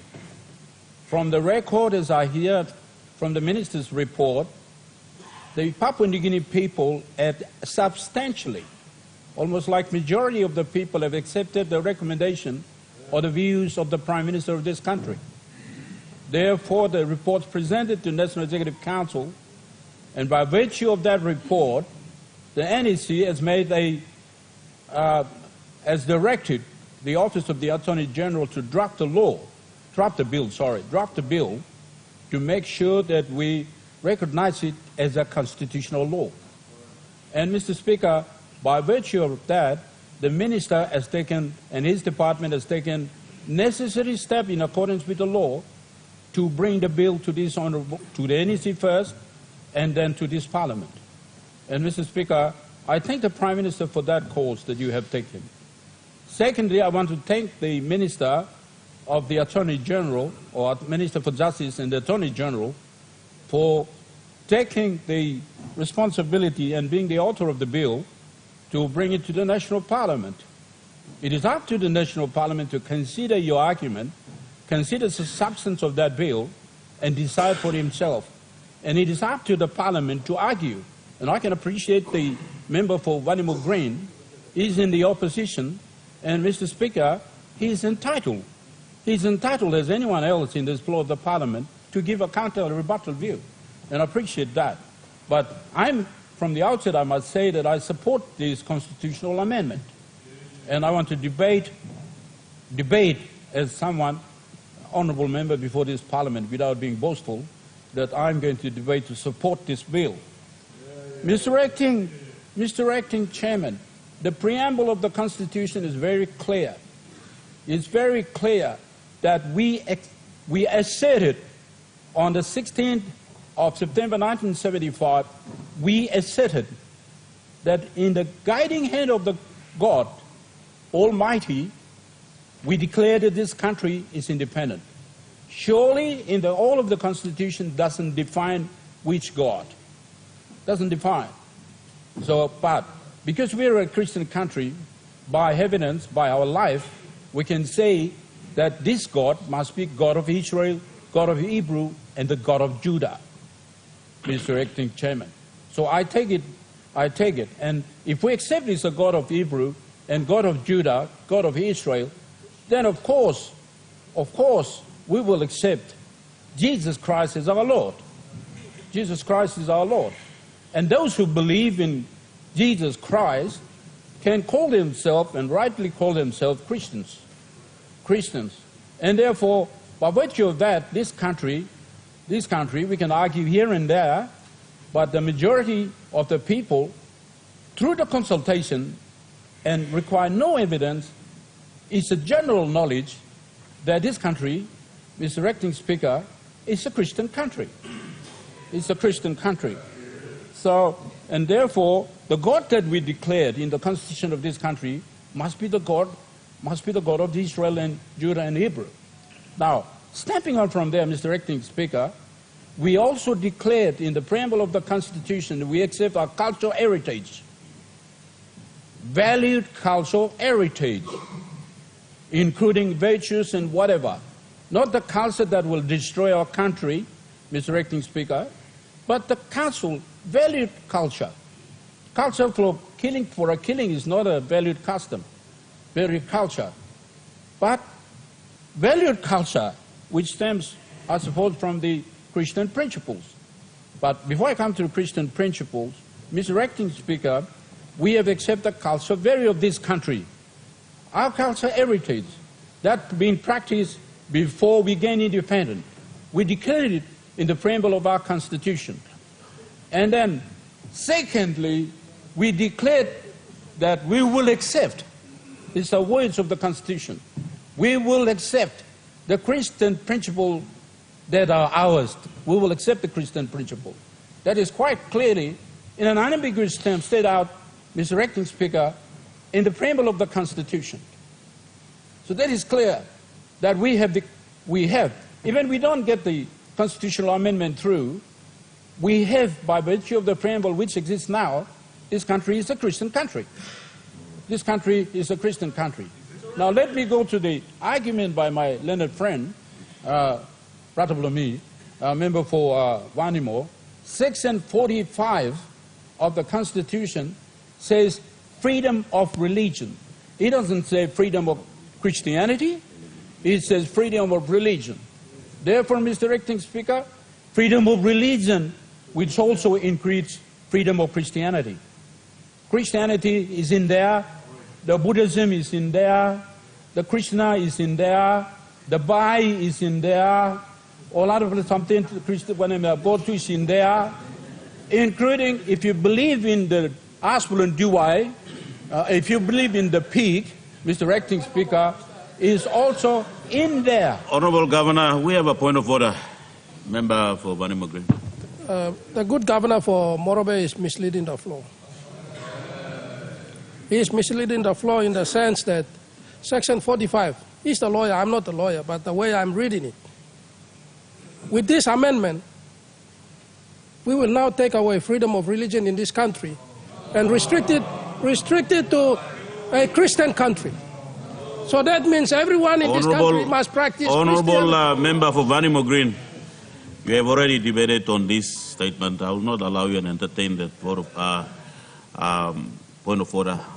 The Honorable Governor, you will have a point of order, but I'll remind you many times, when I call others to speak, you have to resume your seat. Now I'll ask you to continue on. Sorry, Speaker. Sorry. I appreciate the point the learned member is talking, but Section 45 gives the freedom to all sorts of religion. Any lawyer will tell you, and that stems from the United Nations Declaration. It doesn't come here for nothing, because we're a member of the United Nations. That is why we have to employ, and our fathers have employed, Section 45, which is almost in the same term as the Declaration of the United Nations. Because we got all sorts of religion in this world, Mr. Acting Speaker, in this world. So nobody can say that Buddhism, whatever religion, Hindu, and including belief in the hospital duai, but you don't commit any criminal offense while you are believing in the hospital duai. It's a religion. It's a religion, Mr. Acting Speaker. Or cult or whatever, but you don't break any laws of this country in practicing your religion. It's a religion authorized by Section 45. So I don't think the the Minister for the Attorney General's bill is to repeal Section 45. Not at all. Definitely not at all. I've read this, and it's not clear that we're trying to repeal Section 45. Section 45 remains and will remain. Because if we do, then we have, as you say, the learned member, we're going to fight against our other people who are not who are not Christians but come into this country. We're going to fight with them. You're going to fight with the United Nations. You're going to fight with them. They can even take you to the International Court of Justice. But I don't think the Prime Minister and the Minister for Attorney General's aim is to repeal that. And it's quite clear, we're not trying to repeal Section 45. The rights of religion remains and will remain because we're part of the United Nations. And coming to this point, the Prime Minister's, the Attorney General, is a general recognition. It's a general declaration. I don't think you will enforce it in any court of law. You won't enforce it in any court of law. This country is a Christian country. Majority of the people of this country, a Christian country, and we have every right to declare because the majority of the people are Christians. Of course, we might offend people who believe in Muslim religion, and other religions in the world. We respect them. We respect them. They can continue to practice their religion in their country, and if they come to this Papua New Guinea and they want to practice Muslim in this country, every Christian in this country must be told they have a right under Section 45, my learned friend has cited. They have every right to practice Muslim, Flaxbada, Baha'i, practice whatever religion, not Christian, whatever religion in this country. They have every right. And the law in this country is very clear. In exercising your right of practicing any religion, don't infringe any laws in this country, like criminal court. Say you're practicing your own religions and all of a sudden you get one young lady in there and rape her, then this country's law will stop you from that kind of a religion. But I don't think the Christians, they have in the Bible, from Genesis to first chapter and first verse of Genesis to the last chapter of Revelation and the last verse of Revelation, we have anything in there which infringes, which breaches any laws of this country. Surely not. Don't breach any constitution, doesn't breach any criminal code, doesn't breach any criminal law in this country. Everything is consistent with the criminal law. All the criminal laws in this country, Christian principle is consistent with the law, including the Constitution. And so it is only rightly proper, in my humble view, Mr. Assistant Speaker, sorry, Mina looks how you Assistant Speaker, your Assistant Speaker, that we have every right to declare this country as a Christian country.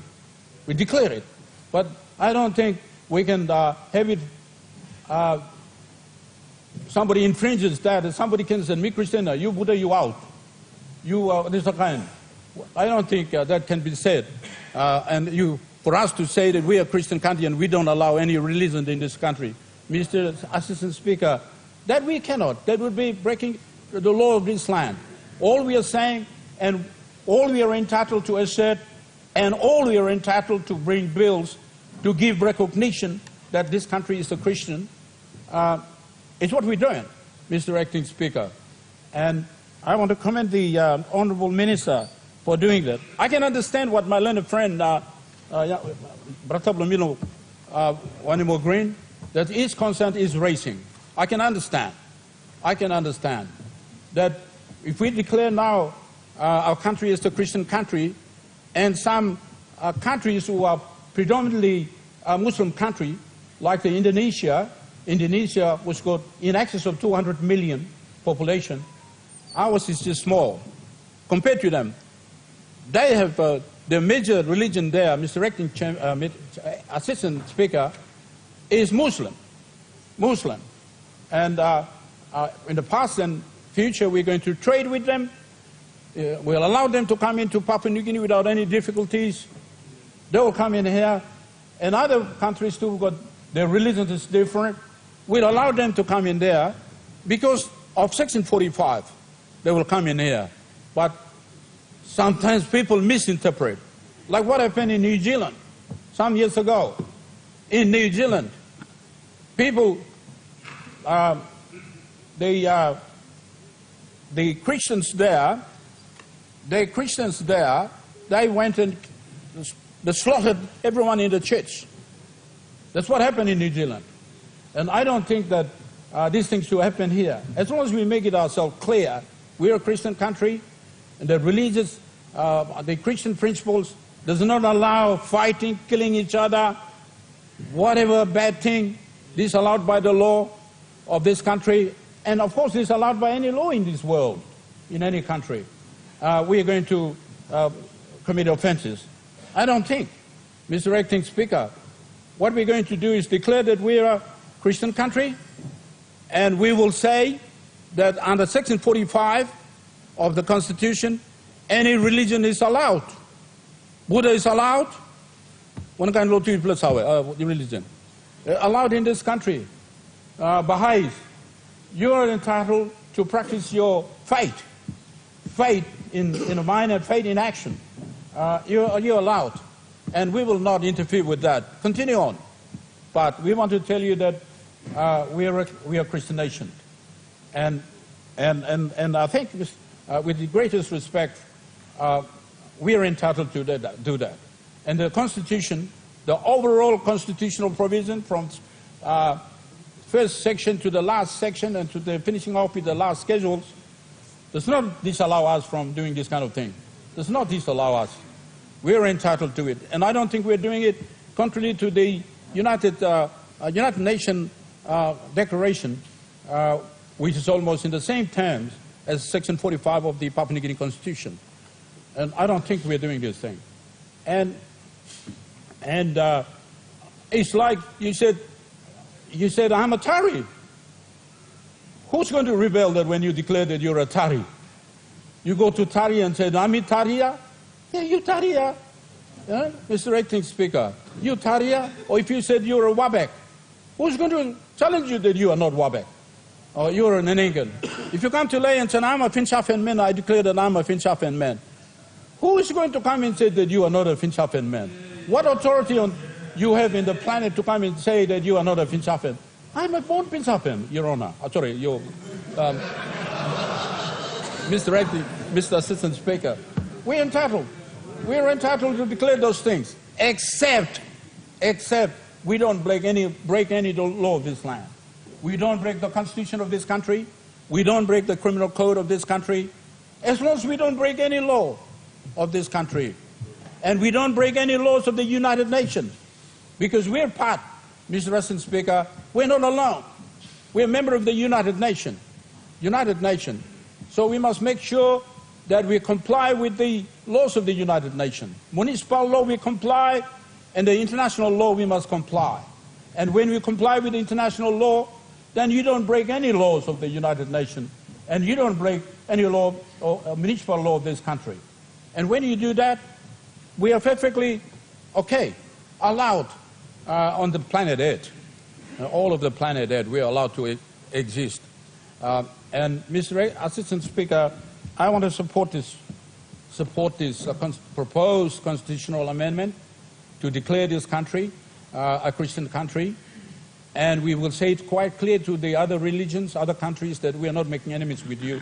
I'm sure the Prime Minister, after the bill is passed, this is the first reading, but we get to the second reading, and when we have it passed, I'm sure you're going to talk to the world, to all the medias we've got, talk to the world that we're not making any enemies. Enemies with members of the people in the international community because you have a different religion. I think, Prime Minister, you're going to do that.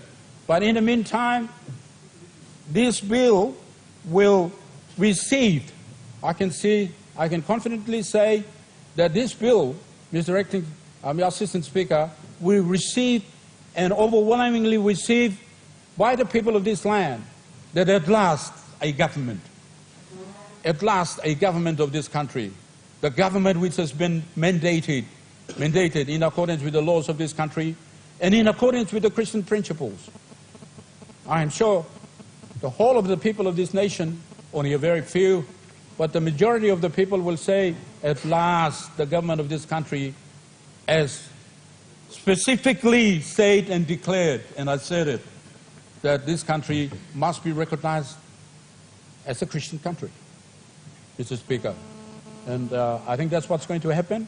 And I don't think nobody should fear that we have the bill presented and give a vote to sanction that declaration by the constitutional law. Thank you, Mr. Acting Speaker. Honourable Member for Kandip. Speaker, thank you, this is the Chair, Lowell Kandip. This is me speak. Mr. Speaker, long support him.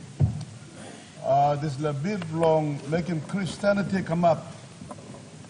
Official religion of Papua New Guinea, and I mean like to point them out also.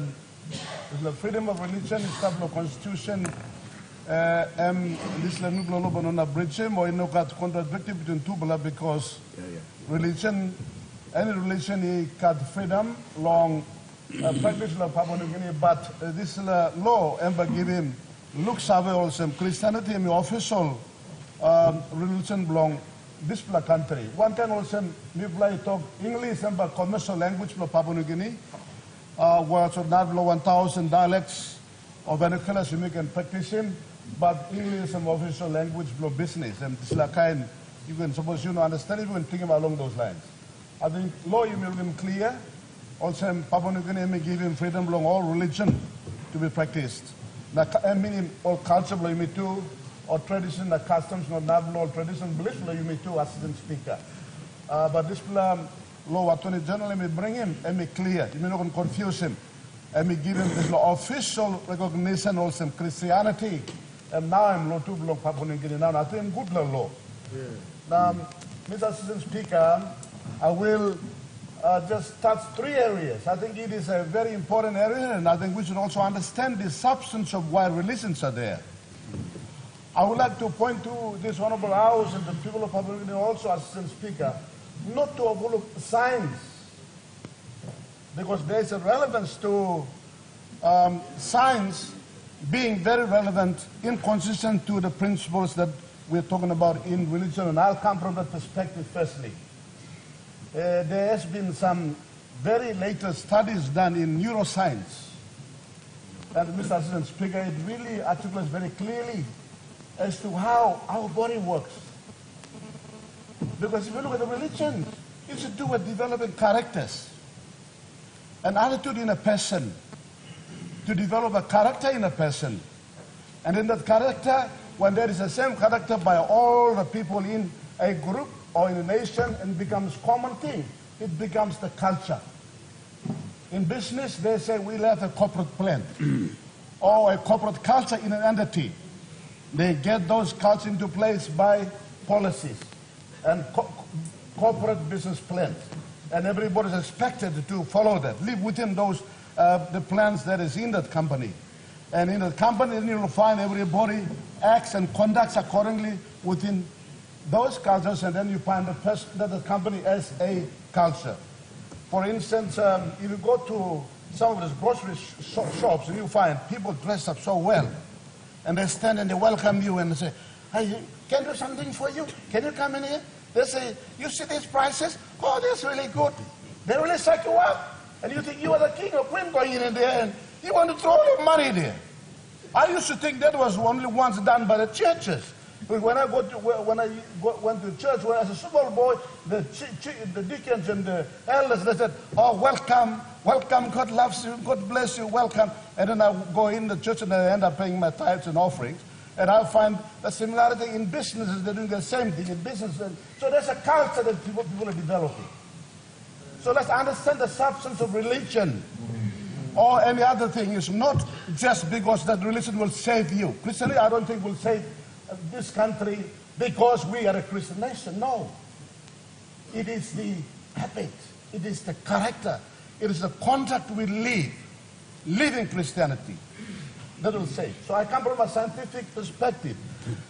The big body of science is quantum physics. If you would like to, please Google search and go into quantum physics. And I'm touching neuroscience, how the brain works and the body works. Good. Science is very relevant to religion, to this bill. I will not be very detailed, but I am very, very sure of what I'm saying. Over the last 15 to 20 years, science has developed, discovered knowledge. My goodness, it is, hey, Hudson Speaker, it's wonderful. You'll be amazed if you really study it. And it really interests me a lot, and I read into it all the time. And you can do that. And you understand the substance of religion very clearly. See the thought. In neuroscience, it will really promote some of the principles that you find in other Christianity, Hinduism, in Buddhism, in Taoism, in the religions that we, not religion, but cousins in Papua New Guinea. I remember when I was a small boy growing up, I didn't know about Christianity yet. We didn't have the Christianity in our custom places, but we still had God in us. We still had our character too. So in those areas, what I saw, it is supported by neuroscience. And what neurological science has indicated is this. I thought that enters the mind. It triggers a biochemical reaction inside your mind, in your brain. I thought. You see something and a thought comes to you. You see somebody handsome and so, wow, that's a handsome young man. That's a thought. It triggers a biochemical reaction inside your whole body system. It then triggers a chemical impulse that goes through the neurological system, through the neurons, to all the parts of the body. And then it creates a feeling. And then you say, me look at this handsome man and make some feeling here. I remember sometimes we just like size or can I or something like I remember, you know. Feelings. Oh. Honorable Member, you have a point over there.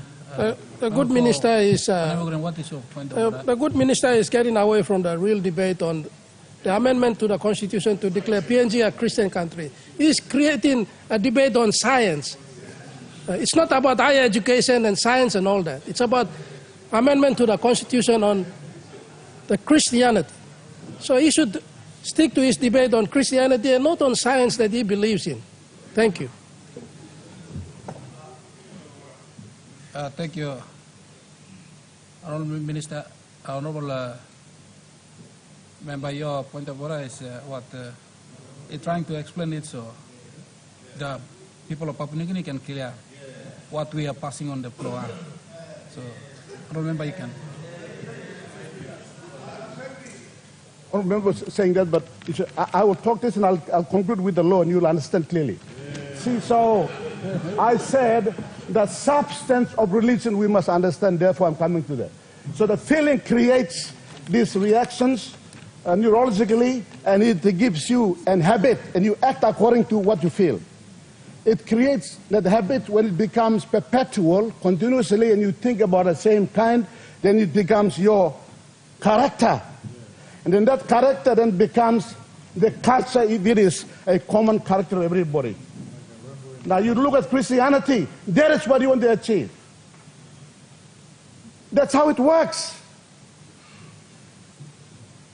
Mr. Speaker, people think that when you talk about God, Christianity, God is going to come from heaven to feed us manna or give us wisdom here. And we pray, God, give us wisdom. No, wisdom is in us. It is inside us. It works biochemically within our neurological system. That is the discovery in science. Therefore, when we say religion, Christianity, it fits because Christianity, you want to have good values. Teach kids ethics in the classrooms. You like to have people that have good culture. Look at this so-called black or dark Wednesday or Friday, whatever we experienced previously. It is coming out from people with bad thoughts that has become a feeling that is negative, therefore character that is not good, therefore they're banning, they're resorting to violence and things like this. So how do we change that mindset? The mindset you change by bringing them a thought, and who teaches those good thoughts? You look at Philippians 4:8. It's right there. The Bible is so exact. Science is very relevant to Bible. Bible is very relevant. Science is proving this Philippians 4:8 that whatever thoughts that go into your mind, whatever feeling you feel, that's very important because that creates your character. And when it is the character of all the 8 million people of this country, it becomes your culture. We have just seen recently our young people will not bring up into those good thoughts. The thoughts are fed by these things, negative. And I hear the member of One Green saying, we have a Bible here, we are already a Christian country. Yes, but you see we're not living accordingly because we are not managing ourselves the way we think, the way we create our habits, and then the character that comes out of us, and therefore that then should be the culture of a nation of this country. Therefore, we must look at it scientifically as well as looking at it religiously. Let's not confine ourselves to this fanatic that, oh, I'm a Christian, that's what I'm saying. No, you have to understand how you can be saved because you have to live that Christian value. Because you understand your thought, you will transform yourself, you'll change. So, Mr. Speaker, politicians should not just talk political rhetorics, we should look into knowledge, how the human brain works, how our neurological system communicates within itself, and how does it administer a character out of us that we can change and transform our country. It starts at number 2 point.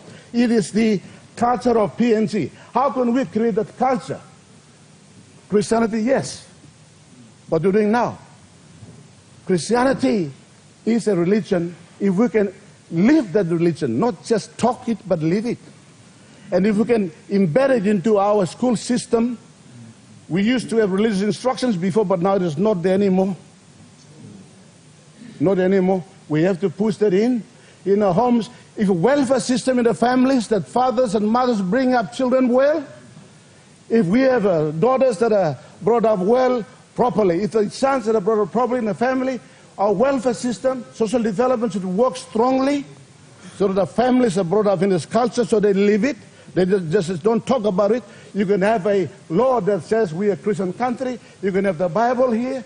We can be a Christian country for the next 1,000 years, and you'll still find people who will not live Christian. See, we talk about other countries like Singapore. We talk about other countries like China and so forth. And I'm one that does not want to look at the other countries and spectate. I like to change within myself and this country ourselves our way, the best we can. But when we talk about China is growing, it's not a Christian country. Singapore is not a Christian country. India is not matching. They are not Christian countries. But why? Are they doing better? And we talk about Bible texts like Jeremiah 28:15, you'll be on top, not underneath, you'll be not the tail, you'll be the head. All these things we talk too much here in this country, but we do not live that life we are talking about. Why is this? It's because the thing I'm telling us here, Mr. Assistant Speaker, it is the thought, the habits, the character. We have to start from that level, in the children, in the families, in the systems of governance. That's where it starts. Even us as politicians here, we come here, expect our culture to be strong, we can't. They go expect our culture to be strong, we can't. They go together. The governance systems must be strong. The laws must be enforced. The Constitution we must live by. That is Christianity, really. If we follow the laws of this country, that's actually living Christianity. Mr. Assistant Speaker, we have to be very substantial. We have to be very strong in what we're saying here. It must not just be a law. We support this to guide and mold the shape of people's characters and the thoughts that go into them, guide them, but we must live it. Live Christianity, not just talk Christianity. And finally, Mr. Assistant Speaker, the attitude of Papua New Guineans today desires and commands a lot of questions. Our young people, we have lost them. I'm very thankful we have this bill. We must pass this bill, but we have a second, third, fourth stage of work we must do to making sure this bill works, because Christianity must go down to our young people and how we raise them, and that's where it is. So I think, Assistant Speaker, we support this bill, but the substance of this bill we must understand it is to do with changing of character, and that comes from the scientific approach I've established, but also by the rule of law and the Constitution, and actually living it, not talking it. Thank you.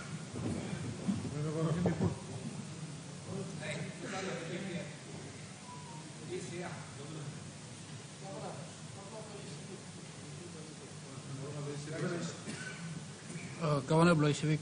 Thank you, Mr. Assistant Speaker. First of all, I have to say I'm a little bit disappointed. I thought that the laws we would be passing, because the Prime Minister said was very important. And I was expecting that we would make changes to the Evidence Act, for example. Me expecting this la bill lo kam la house. Because now suppose the money cost him heavy or money online we go na only been lo Black Wednesday only steal na only kissing photo blolet na post him lo Facebook na des la kain. Currently our laws don't allow us to use that evidence to prosecute them. So I was expecting that bill to come today.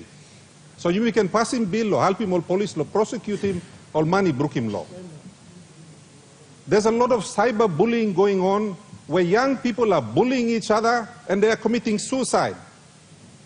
Now me expecting one bill or come law floor so we can outlaw cyber bullying amongst young people. Our people are having a cost of living crisis. I was expecting a bill that would help deal with issues like that. The good minister said that only consulting all Papua New Guineans. I want to see that evidence, which Papua New Guineans were consulted. I have a letter from some of my constituents, and I want to say this. The largest Christian organization in my province, Catholic Church. It's one of the largest, if not the largest, Christian organization in Papua New Guinea. Potentially the first church to come to this country. Now the Catholic professionals have written me a letter, and they also have a statement from the Catholic bishops. Now only talk, only no like him parliament by approving this amendment.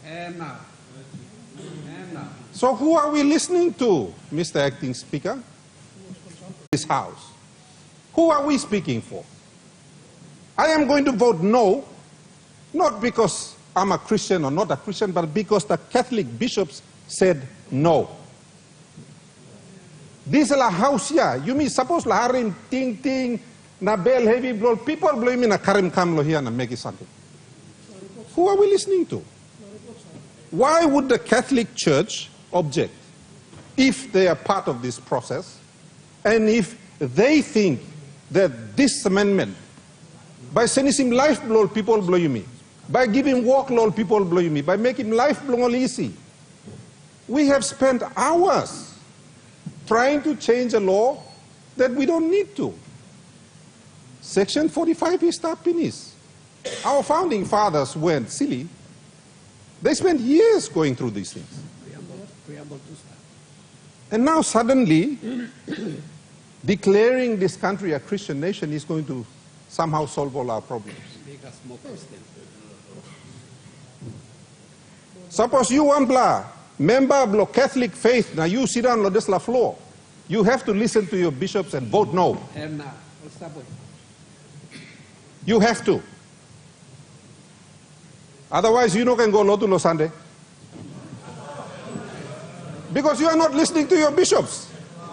How many of you are qualified to speak on behalf of God? How many? I'm not. I'm not qualified to speak on behalf of God. What makes you think you are qualified? Me no pastor. Me no go lo one pla. Seminarian na ba mi kam na talk okay, me ga right lo talk on behalf of God? No, I don't. So I have to listen to my bishops even though I am not a Catholic. We are here to represent our people. Well, let's represent them. There's like an cargo kal ting old papa na tumna blimigatia, please Lucy. Let's be a modern country that embraces all faiths. And if we are going to pass a law, please, my good Attorney General, bring a law here that is going to penalize people who bully each other on social media. So we can have young women who will not go and commit suicide because they are being bullied. I want to see that law here that protects our young women and girls. That's right. Not this law that serves no practical purpose. Yep. I want to pass a law that serves a practical purpose. Correct. That makes improvement to the lives of Papua New Guineans. Correct.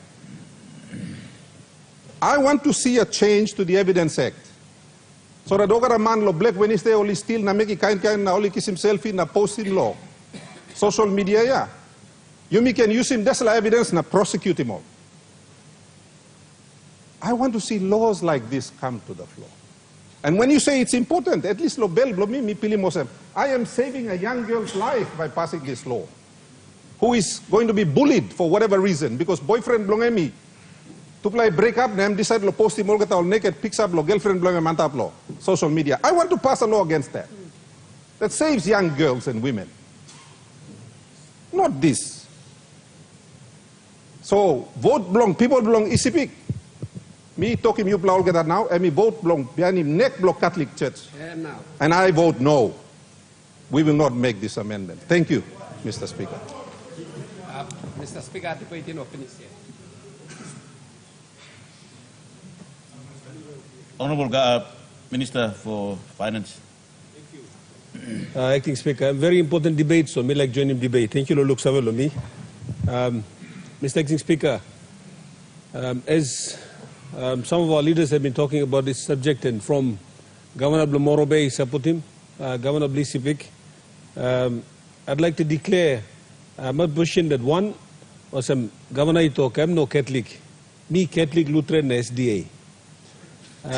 And my personal views on this subject matter, me like talk because for one, as a speaker, you will look him. I think we're confusing the subject.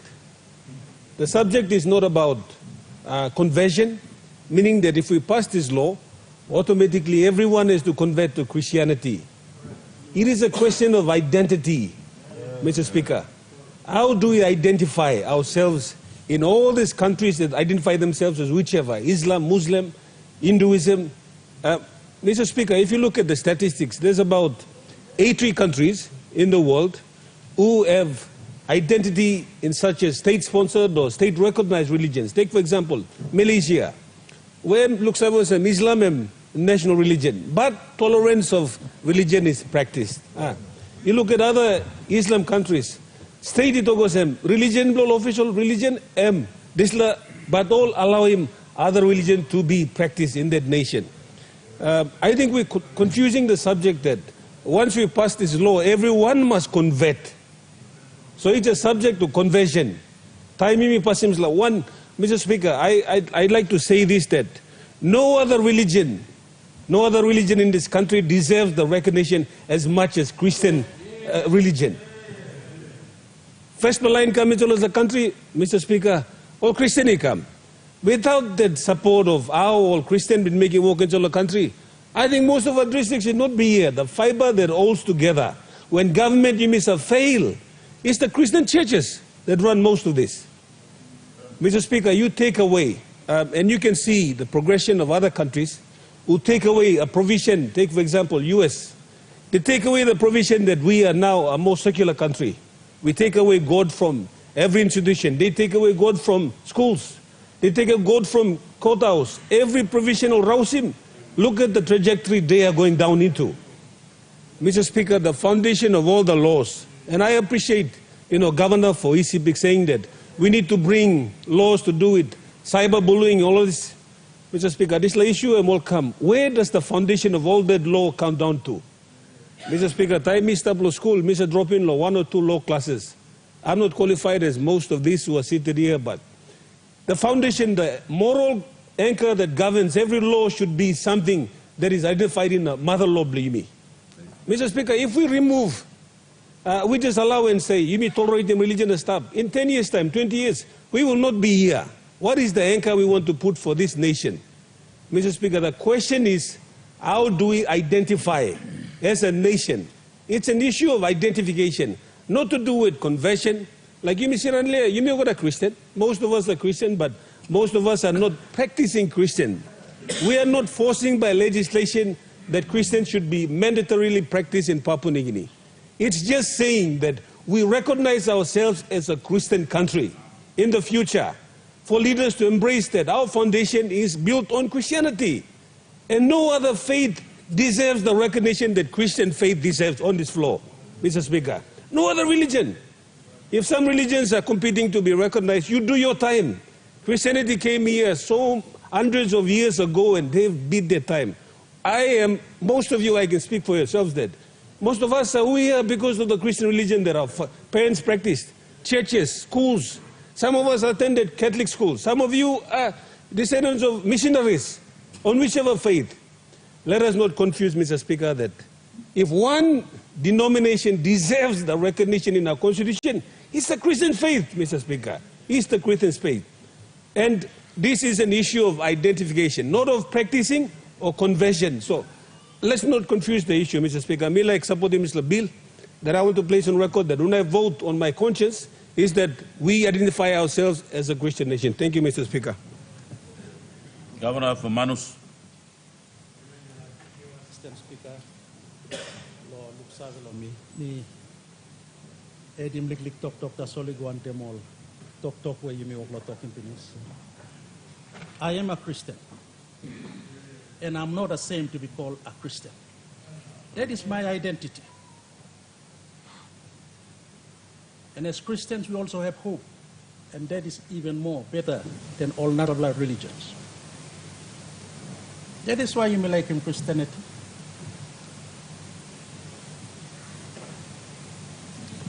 You may all get here, representing all line with Christians inside long all get provinces playing and districts playing. All of us, majority of us. And I'm ashamed that you me, like talk you me Christian. Identity blow me, you mean like swim log around. We want to go to church.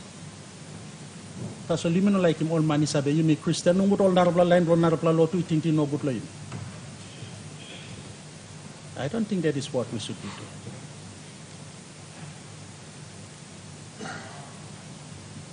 Christianity means a lot. It's not just paper.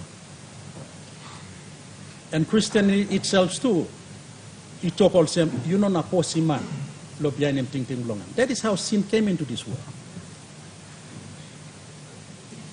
And by being a Christian, you know, many more and by me posim narabla lo kama Christianity. But it show him lo giran also, you make Christians. And I'm proud to be a Christian. And being a Christian, you have hope because tete, you may sin, if money come, he die lo you me. He walk out one time, he go back, na by come back. Like you see me. And that is Christianity. That is the hope in it. Bolo wanem you miss.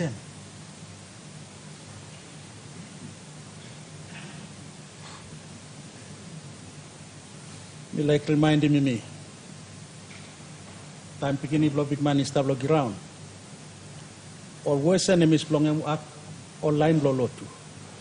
So time me talk, you must think good. We have to make decision based on look blow you one.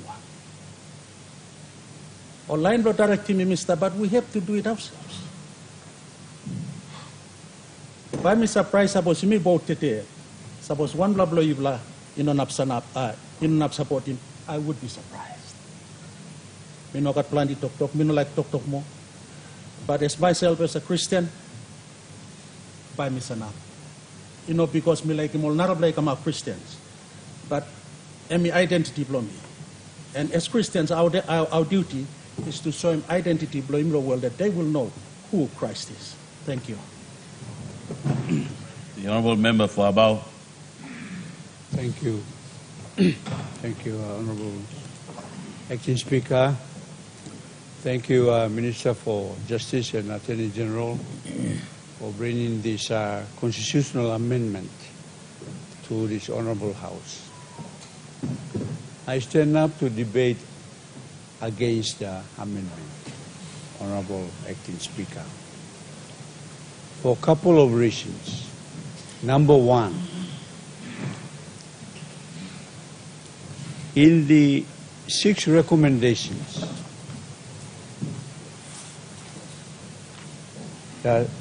number 6 should have been the first, and that is that we have to have a national policy on religion.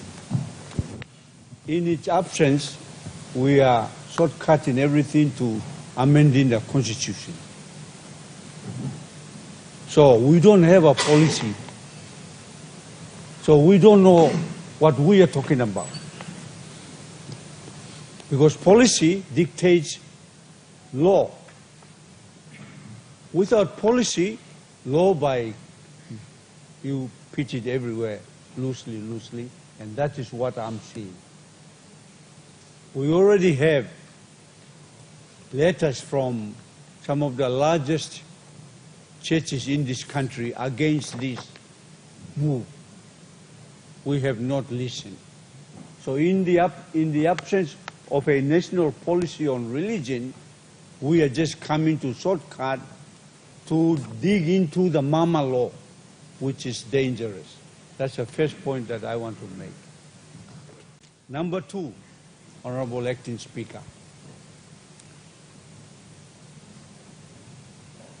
When sectarianism is practiced anywhere, whether it's on the floor of Parliament or whether it's in a church, a religious organization or a business organization, when you enforce your personal views on a development of policy or law, you are on dangerous ground. That's called religious sectarianism. I see religious sectarianism being practiced right now in this honorable house. When you enforce your personal views, personal beliefs, sorry, Prime Minister. Well, Prime Minister, your point of order. The learned gentleman, member for Abao, I'm sure know very well the functionality of the Constitutional Law Reform Commission. Constitutional Law Reform Commission is a constitutional body that embodies a survey and research on everyone. It is not personal. Secretary, whatever the word he used, wasn't born with English. He may use it again, but it's not personal. Somebody trying to impose someone's religion on someone else. A constitutional office that is charged with consultation of people have found it. So he shouldn't make an impression that someone else with his own personal religious worldview is trying to influence on everyone. That is a wrong message to send to our country. Respect must be given to CLRC. On the 9th of August, they did present their findings to Cabinet. Cabinet then processed it through the correct policy process manner for this law to find its way to Parliament. Honorable Prime Minister, your point of order in interpretation of what you have said. In order, I'll ask the member to continue on from your debate. Thank you, Mr. Speaker. We are in this Honorable House debating an important amendment to our Mama Law. And so we need to move away from personal belief systems, your own religious orientations, and that's called sectarianism. Go to Google and look it up. Because it has been, let me highlight a few, and I actually, my phone went off, so I haven't got the actual figures. But in the 10 top countries of the world where the Christian numbers are the highest, and in these top 10 countries where Christian numbers are highest, USA leads the numbers in terms of the numbers of Christians in a nation. And it even came down to Russia included and China included. And China is about 80 to 100 million Christians in China. But the largest number of Christians in the world live in the country called United States of America. Even when they have all those enormous numbers of believers in Christ, they don't box God in their law. God is bigger than law, yeah. Bigger than even the entire universe.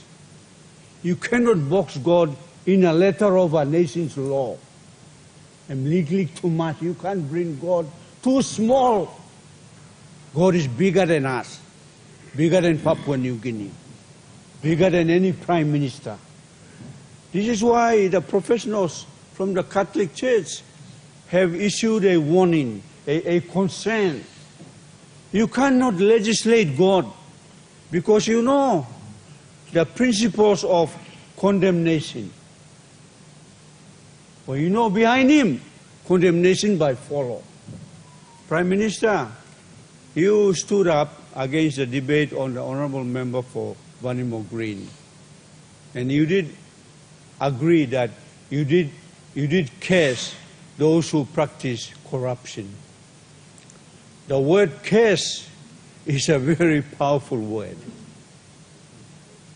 And you did say, Prime Minister, again confirming, that even if I practice corruption myself, I curse myself.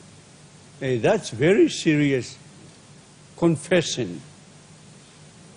And so, Christianity, the Bible, and condemnation go together.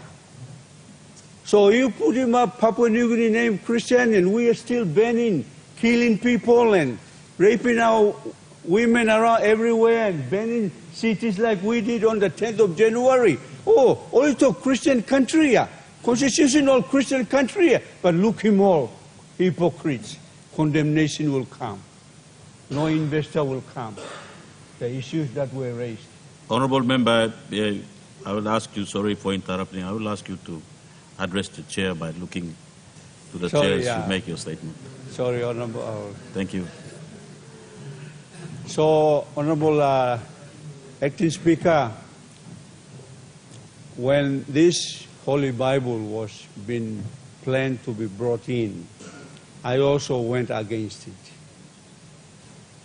I said, look, put it at the Grand Hall. Because in here, our language is different. We are flying things here and there, and this Holy Bible is sitting here. And our actions too. And so you have a Bible 200 or so years old, and sitting right here, 400, sitting right here. And then here we are. It's like, you know, Jesus went into his temple and people are marketing and he threw them out. That type of thing. You cannot play with the name of God in this phenomenon. You cannot write a letter of the law and declare God in a little country called Papua New Guinea and declare it a Christian. Let me sit down by reading what the actual amendments actually read. I don't know whether you read them. And this one scares me even more. I will read the amendments. The amendment to the preamble. The preamble of the Constitution is amended by adding immediately after united in one nation the following. And this is what I'm scared about.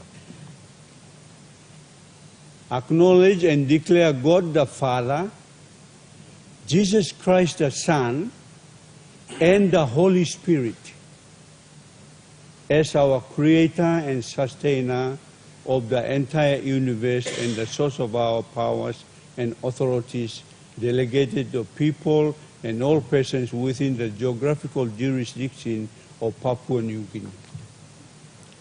God the Father, God the Son, and God the Holy Spirit.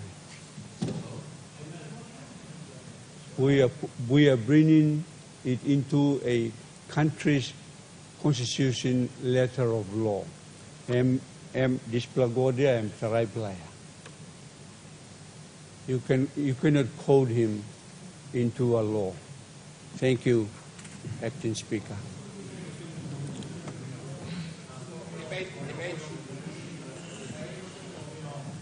The Honorable Governor for Gulf. Thank you, Deputy Speaker. Deputy Speaker, me sit down na harem plenty kusai tok come up. Plenty kusai tok. This is senis. You know block God? How now you block harem God come inside? Christianity is a religion. It is a religion just like Hinduism and other faiths. And our Constitution allows for the practice. If you had what my colleague Governor for Morbe was saying, you are not stopped from practicing any kinds of religions in this country. What this amendment does is to clarify Christianity. When our parents and even when our grandfathers, grandmothers, and ancestors were Christianized, there were no bishops, there was no great church hierarchies in this country. They were simple missionaries. And they brought the Word of God, the same Word of God that is lying there in front of us. The changes in the Constitution is not holding the people of Papua New Guinea to one religion or to one worship of a God. But since over 90% of our people believe in the Christian religion and believe in the Christian God, that God is defined Father, Son, and Holy Spirit. It's as simple as that. So after we define God, what do? Put it back in the curriculum of our schools. Yeah. Teach it. We're not teaching it now. The Minister for Higher Education has come out clearly on that. Now, where do we start? We start with defining God in our little box called Papua New Guinea. What's wrong with that? There's nothing wrong with that. Prime Minister, thank you. You've gone through the consultation process, and the consultation process is what I am in court with your national government for. Consultation between provinces and your government or any other government is so important. I can see that the consultation process is taking place here. It did not take place in a matter of beneficiaries before it was done by the former minister. I can see that's taken place here. There's no need for us to shout profanities, insanities against each other. As Honorable Member for Abawa said, there's a Bible line there in the middle. We wanted it, we brought it here. Let's do that Bible justice.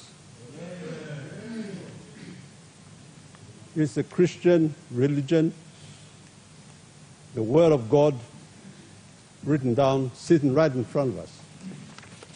Support on your conscience. Get up and support it. Support this amendment. Thank you.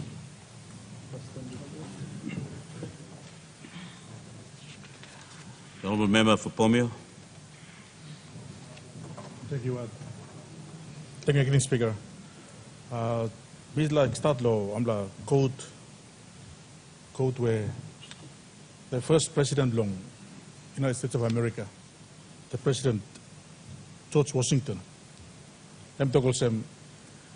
we cannot truly run a country without the Bible and God. And he was the first president of America. We start law year 1732 to 1799. That's how that great nation was founded. So, Acting Speaker, the Constitution we enjoy today, I'm close to 50 years now. I'm rightfully also Mimi Kobek na look na. Strong again.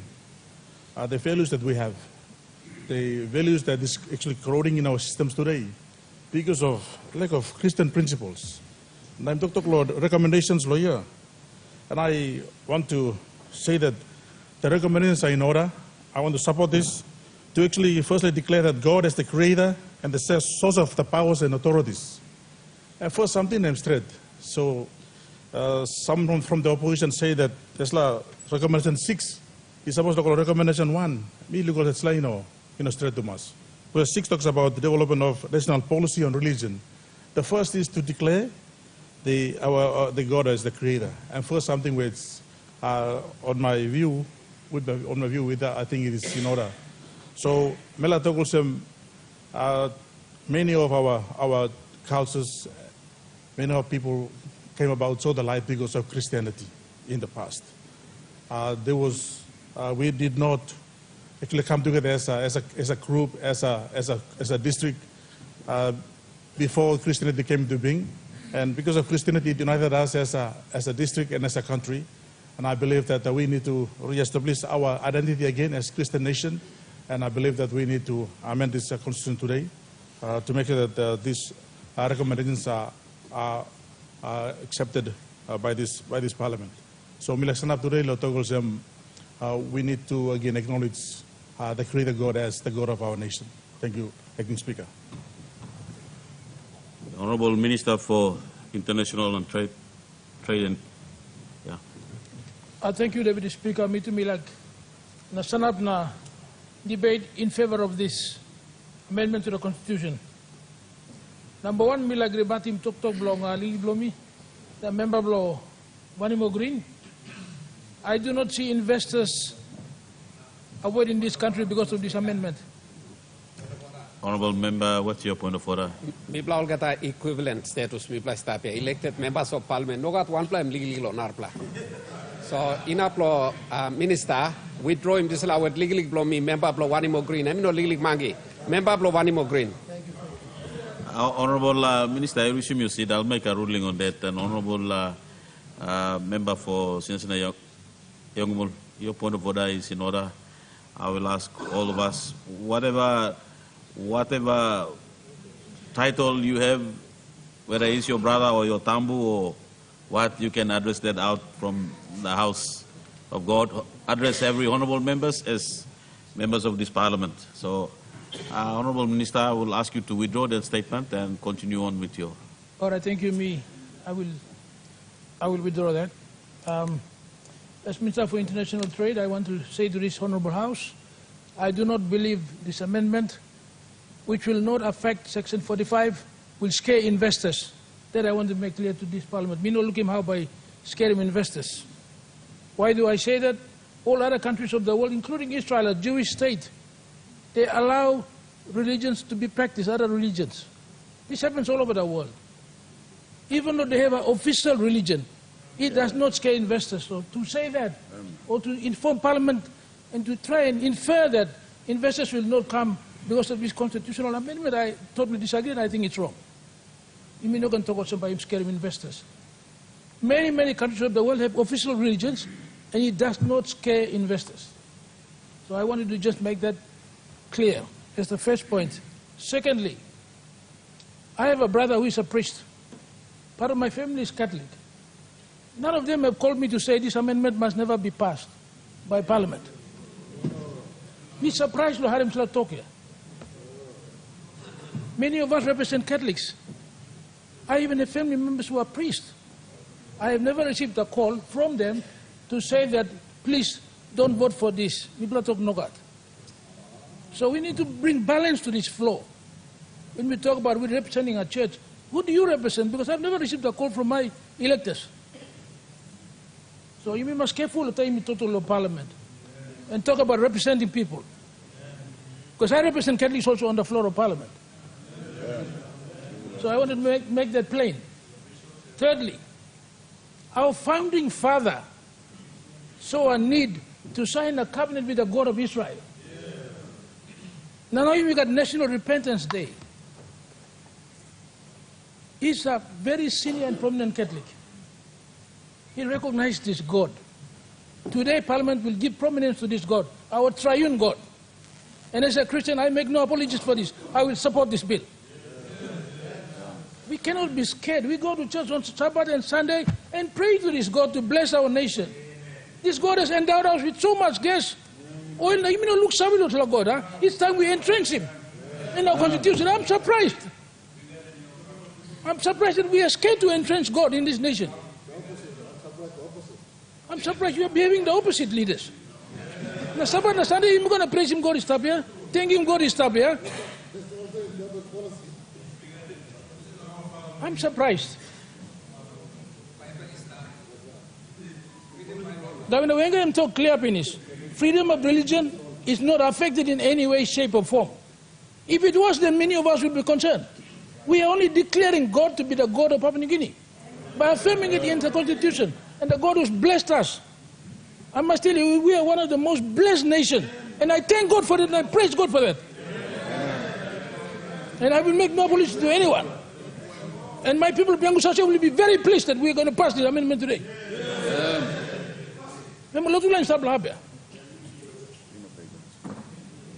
Recently we went to Israel with the Prime Minister and I'm happy we are opening an embassy. So please, let's not mislead the nation that we are going against one church. I'm talking about the floor of Parliament. Number two, we're not going to talk investors, but I'm talking about the floor of Parliament.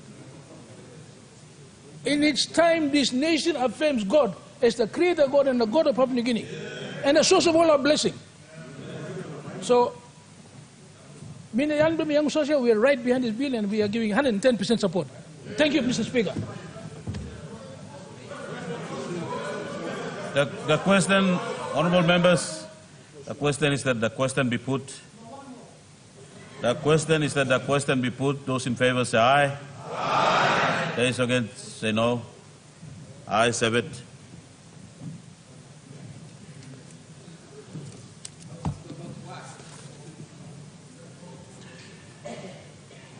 The question is that the proposed law be now read the second time. Those in favor say aye. Aye. And those against say no. Clerk. Second reading, a proposed law to amend the Constitution to declare Papua New Guinea as a Christian country and other related purposes. Minister for Attorney General.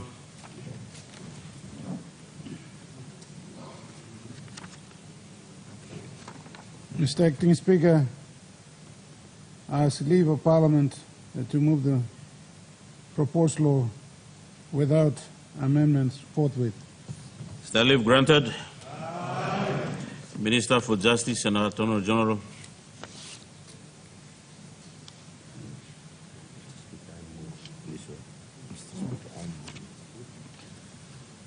Mr. Acting Speaker, I move that the proposed law without amendment be agreed to.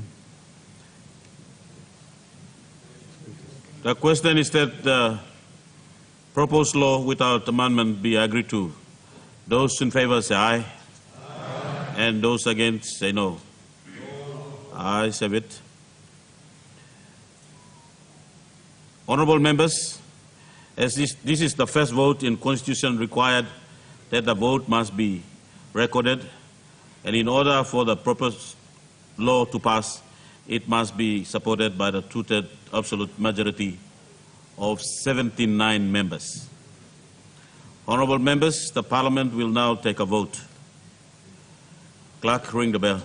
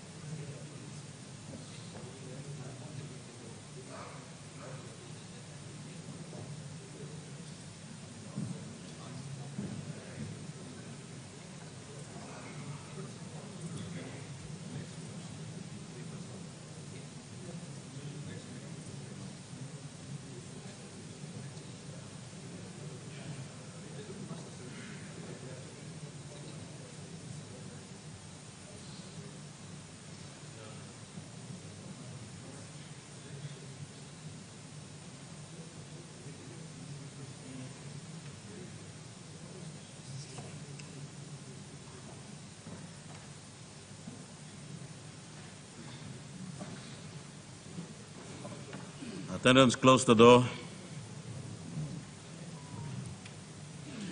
The question is that the proposed law without amendment now agreed to. Those in favor, please stand.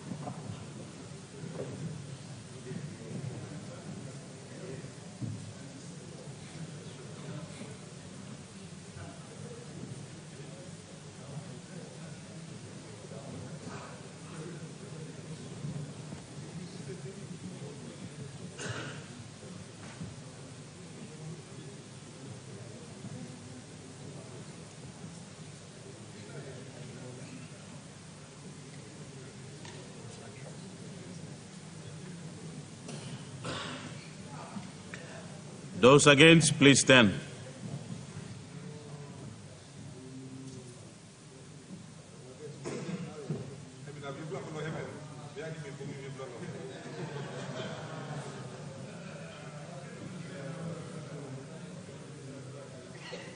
You can join some of us in here later.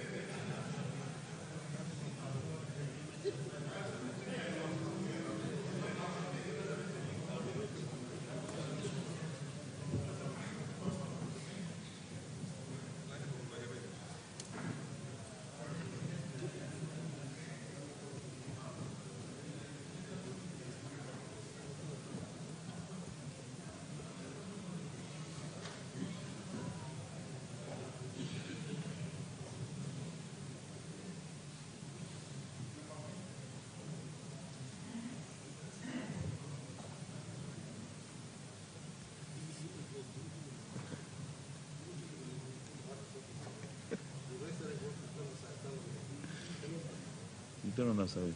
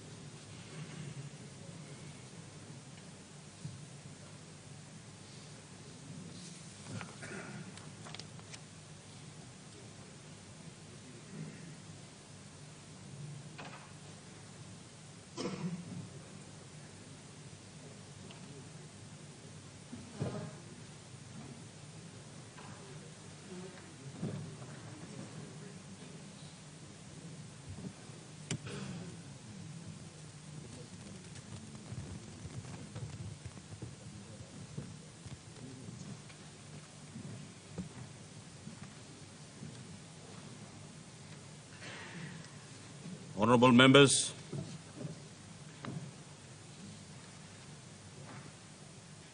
those who voted in favor, 80, and those 10.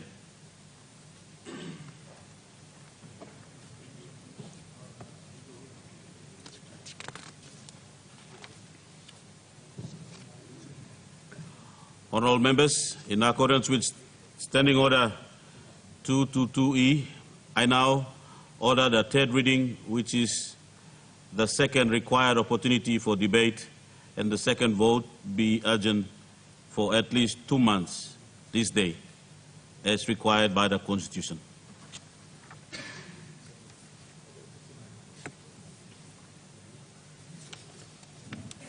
Clerk. Order of the day, number 69. Constitutional Amendment, Court Restructure Law, 2003, Minister for Justice and Attorney General, first required opportunity for debate and first vote from 29 November 2023.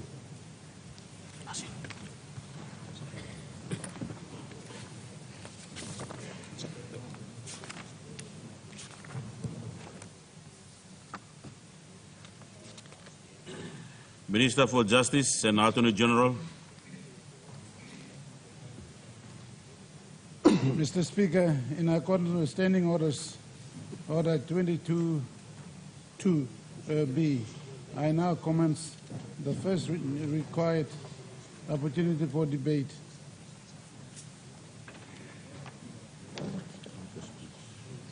Minister, make your speech.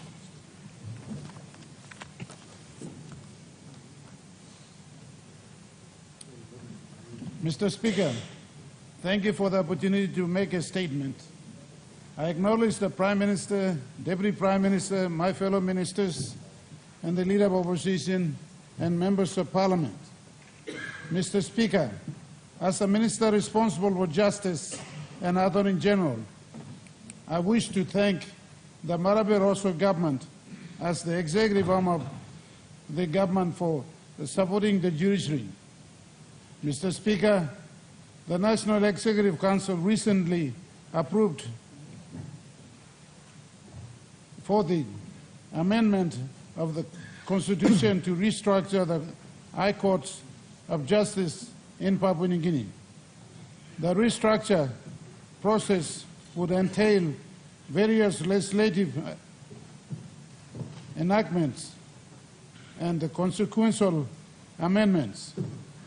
The primary policy intention beyond these constitutional amendments is to enhance the efficiency and the effectiveness of the High Courts and the system in which they operate to make them more responsive to the increase in caseload, accumulation of court case backlogs, and the low clearance rate of cases. Restructuring the courts would ultimately allow Papua New Guinea greater and more effective access to justice and also ensure that judiciary fulfills its constitutional duty in the dispensation of justice.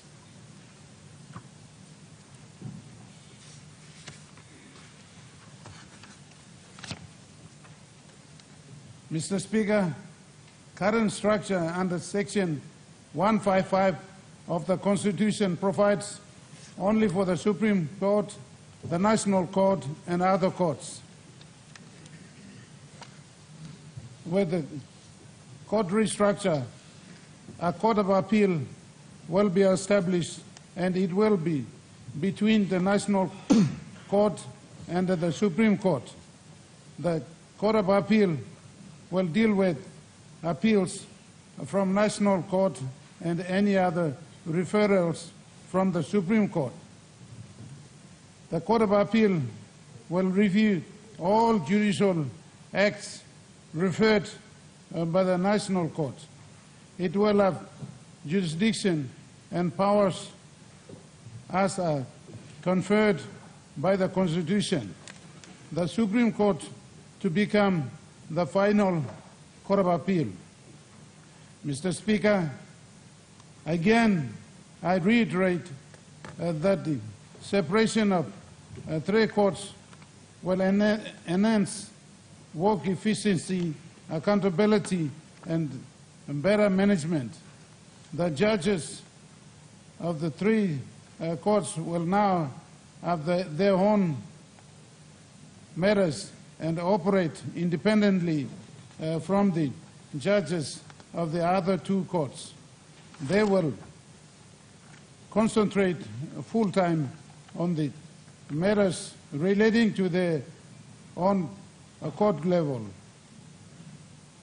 In essence, caseload for the judges will be relatively higher or lighter than their work will be limited to their respective courts. This will then reduce backlog of cases. Mr. Speaker, the court restructure will include an increase in judges progressively for the three superior courts. I am pleased to advise this Parliament that the Marabe Rosso government has complemented this restructure process by recently approving the increase in the ceiling of number of judges from 40 to 60. The amendment to the National Court Act 1984 was introduced in Parliament in the last sitting to give legal effect to this decision. Based on seniority, qualification, character, and experience, judges will be appointed not only from within Papua New Guinea, but also overseas, especially from the Commonwealth countries. Judicial and Legal Services Commission, the appointing authority for the judges, which I am the chairman.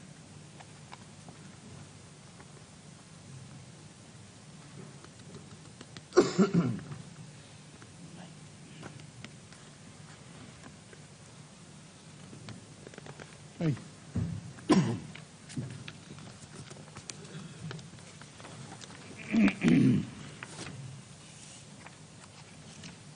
Has appointed new judges and will continue to appoint judges in a progressive manner to meet the required level for the restructure. Mr. Speaker, on a related note, the Judicial and Legal Services Commission also be transitioning into a standalone setup, given the constitutional nature and function to also effectively support the increase in the number of judicial appointments and also improvement in the respective court system. Currently, the Commission is supported administratively through a secretariat within the Department of Justice and Attorney General. Mr. Speaker, I am also pleased to note that the court infrastructure that is now being worked on will complement the court restructure. The Marabe Rosso government has provided funding support for the new court complex in Wagani to be completed. The development comprises a series of new modern buildings housing the Supreme Court, Court of Appeal, and the National Court functions. And the facility includes 14 new rooms, judges' chamber, detainees, holding cells, and an administration building accommodating court registries and corporate services functions. The development also includes republishment of existing Supreme Court and National Court building and the site landscaping. Mr. Speaker, the court restructure is a result of years of work by the judiciary under the leadership of Chief Justice Sir Gibbs Salika. Discussions to restructure the courts began in the early 90s to post-2000, which resulted in the publication of government's white paper on law and justice in 2007. This paper reflected the judiciary's initial proposal for court restructure of both the higher and lower jurisdictions. A more comprehensive review of the High Court structure was done by the judiciary through its court restructure committee. This was followed by an authorized study tour of the High Court structures of the Australia and Capital Territory and Victoria in Australia, the result of which was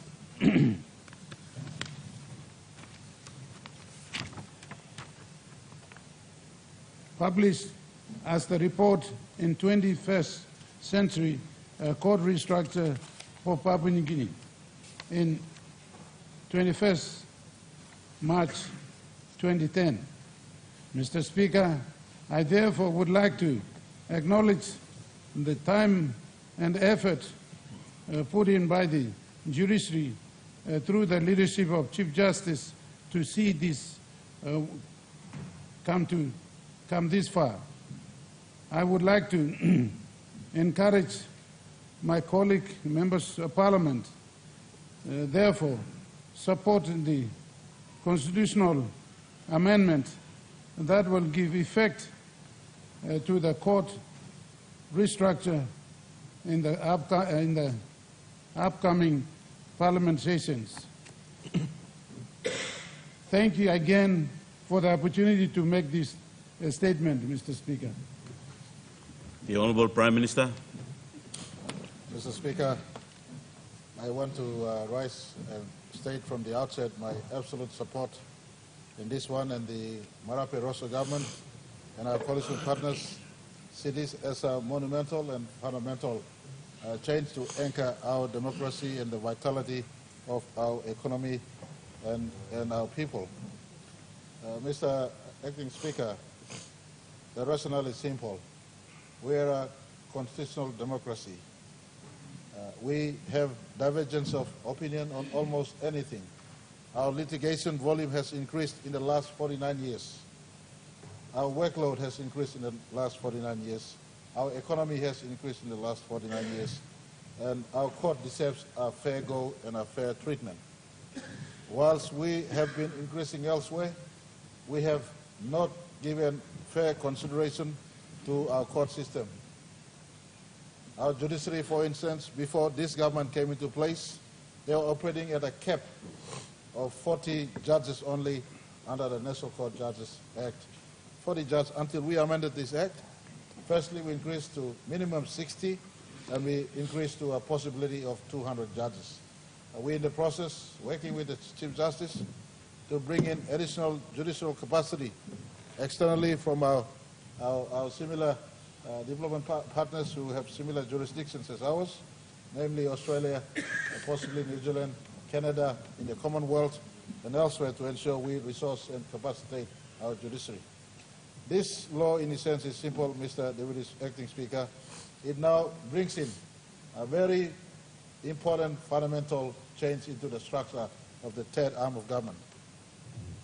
We're intending to elevate, if this law is given full support, we'll elevate Supreme Court higher, insert an appeals court, and distance National Court from association with Supreme Court in respect to judges migrating up or coming down, and our same pool of judges sitting on National Court as well as sitting on Supreme Court matters. And so I just want to give assurance to everyone, this one was worked in tandem with our judiciary. They recommended the change. We looked at the recommendation from the judiciary. We knew it was timely, especially when it came from the third arm of government. We thought we must give support. And I want to appeal to members on both sides of the House. Let's not divide on matters of importance.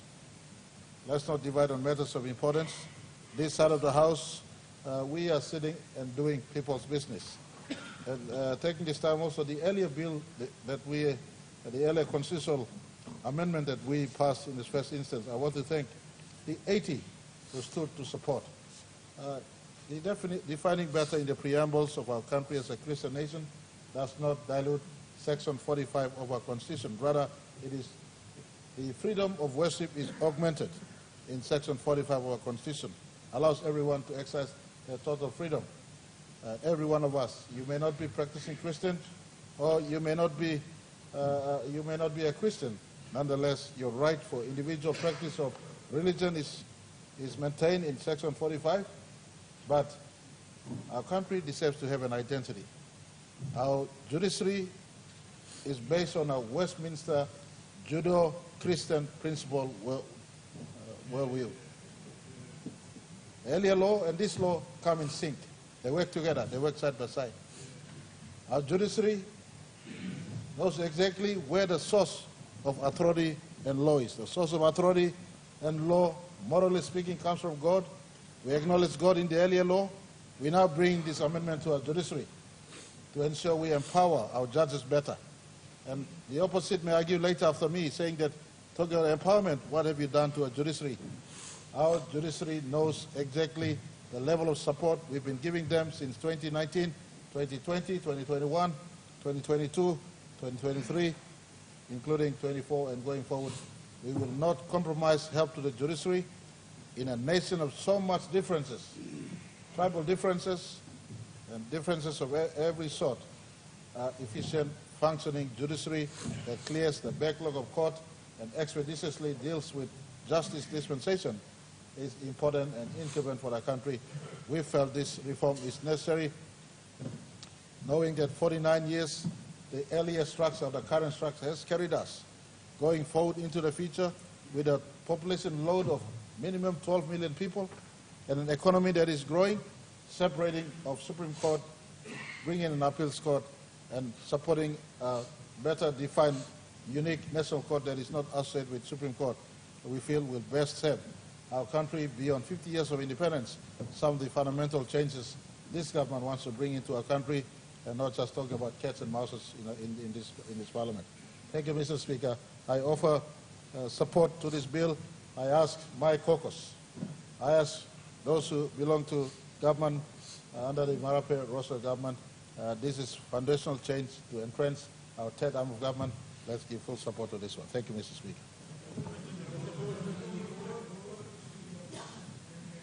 I'll allow the member for Sinisena Yangomul to head a debate. Thank you, Mr. Acting Speaker. It's unchristian not to allow the opposition to speak before you put through a bill on the floor of Parliament. So thank you very much. We support the bill. I have the support of the opposition to lend our support to this particular bill. And we want to express our appreciation and gratitude to the Attorney General, who we've seen work very, very hard over time to bring about this reform that's been talked about, I must say, for the last 30 years. That reform was needed and talked about 30 years ago, and it's taken us this long to come to this particular point where this Attorney General has taken the bull by the horn, done all the hard work that is necessary from the government to have this brought to the floor of Parliament. It is a necessary reform, and we must all support it because of the situation we have in the country. Our country is growing, both in terms of population, in terms of social activities, in terms of trade, in terms of administration. All these issues are multiplying, and along with it, the disputes come with it, including crimes. So we need to improve the systems that are there to deal with these social issues. And the courts play a very, very important role, starting at the top, superior courts, which used to, or up to now, consist of just the National Court and the Supreme Court. The introduction of the Court of Appeal as a new tier, second tier to the court structure, will help to diffuse some of the congestion of traffic at the national courts throughout Papua New Guinea, and free up the judges, free up resources, and they will be able to deal with dispute resolution in real time. In real time. That's been one of our big issues. This reform will help the courts to deal with disputes in real time, especially with crimes. When you don't deliver a judgment in real time and there's a gap between the commission of the offense and the final determination of the courts on whether it is a crime or not and whether it should attract some penalty or not, people forget it. The impact of the law is not there. But if you can bring the gap closer, and if there's a crime and you have a judgment within short order, I think the law will be respected and it will become more effective going forward. So I think that as we improve the court system, we also need to invest more money into it. And not just the court system, but into the entire law enforcement system. So the priority of this country at the moment is not so much road infrastructure, education, or health, but it's law and order. Mr. Speaker, all things told, really, our priority is now law and order. If we are able to put law and order under control, Mr. Speaker, our population, 10 million or whatever population we have, their creative juices will be unleashed. Businessmen, young people, people who want to go into productivity, a lot of them are suppressed. Even the cost of doing business, the security component, escalates it. Profitability goes down. New businesses are not taking place at the rate they should be. But if we can contain law and order by reforming the systems of law enforcement that we have in this country, it will go a long way in solving our law and order problems. And so going forward, I would ask and encourage us on both sides, please let's give more money to the police minister. Give him more money. Let's give more money to the Attorney General. Let's go give more money to West CIS minister. Give him more money. Those are the people who are responsible for upholding and enforcing our laws. So if there's plenty of money to do things like connect PNG, we can do that, but please cut some back and spread it out to these institutions. Let's do that for a balanced approach. Let's create a society that is receptive to receiving development. At the moment, all people believe me no sit down good. Law and order and big problem blow. So all same na this is la Attorney General. One is in Attorney General working and leading me play it's a small step in the right direction. He's got our full support, those of us who are here, and we'll support any other amendments that facilitative amendments that he might bring down the track. We will also support it because we need to have this court restructure in place at the earliest. Thank you very much, Mr. Speaker. Question be put. The question is that the question be put. Those in favor say aye. Aye. Those against say no. Ayes have it. The question is that the proposed law be now read the second time. Those in favor say aye. Aye. And those against say no. Clerk. Second reading, a proposed law to alter the Constitution to include the Court of Appeal, the appointment of judges, the seniority of judges, and for related matters. Minister for Justice and Attorney General. Mr. Speaker, I ask leave of Parliament to move the proposed law without amendments forthwith. Is the leave granted? Aye. Minister for Justice. Mr. Speaker, I moved that the proposed law without amendments be agreed to.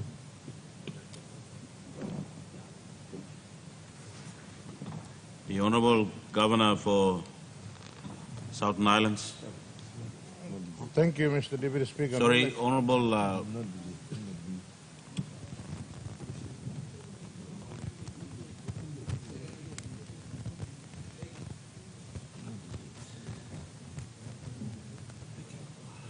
Honourable Governor, I will not allow us by standing order. We can do debate in the next reading of this bill. So the question is that the question be put. Those in favour say aye. Aye. Honourable members, in correction, the question is that the proposed law without amendment be now read or be agreed to. Those in favour say aye. Aye. And those against say no. Ayes have it. Honourable members, as this is the first vote, the Constitution requires that the vote must be recorded, and that in order for the proposed law to be passed, it must also be supported by the two-thirds absolute majority of 79 members. Honourable members, the Parliament will now vote. Ring the bell.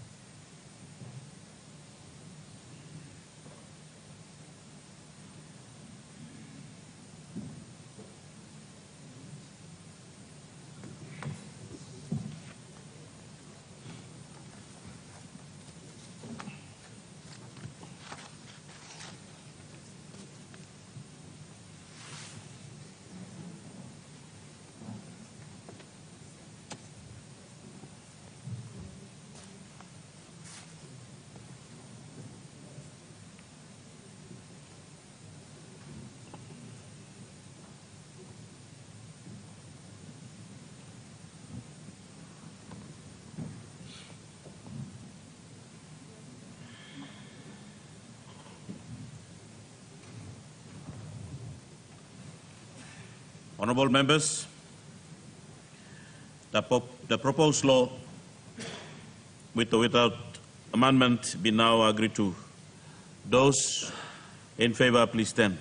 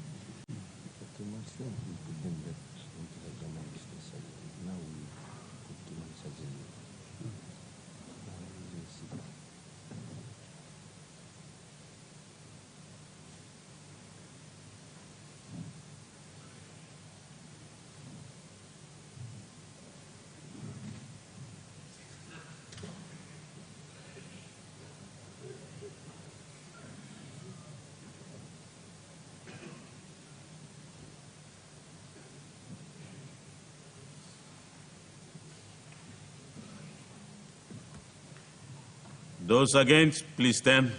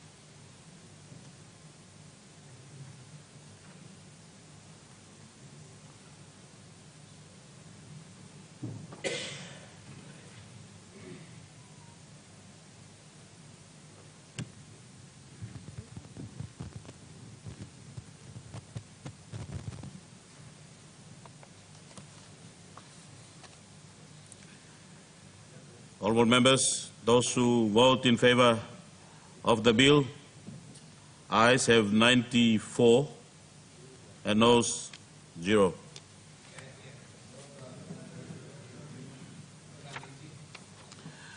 Honorable members, in accordance with Standing Order 222E, I now order the third reading, which is the second required opportunity for debate, and the second vote be adjourned for at least 2 months this day, as required by the Constitution.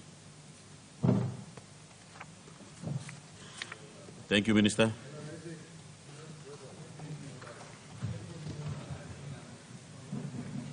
Clerk.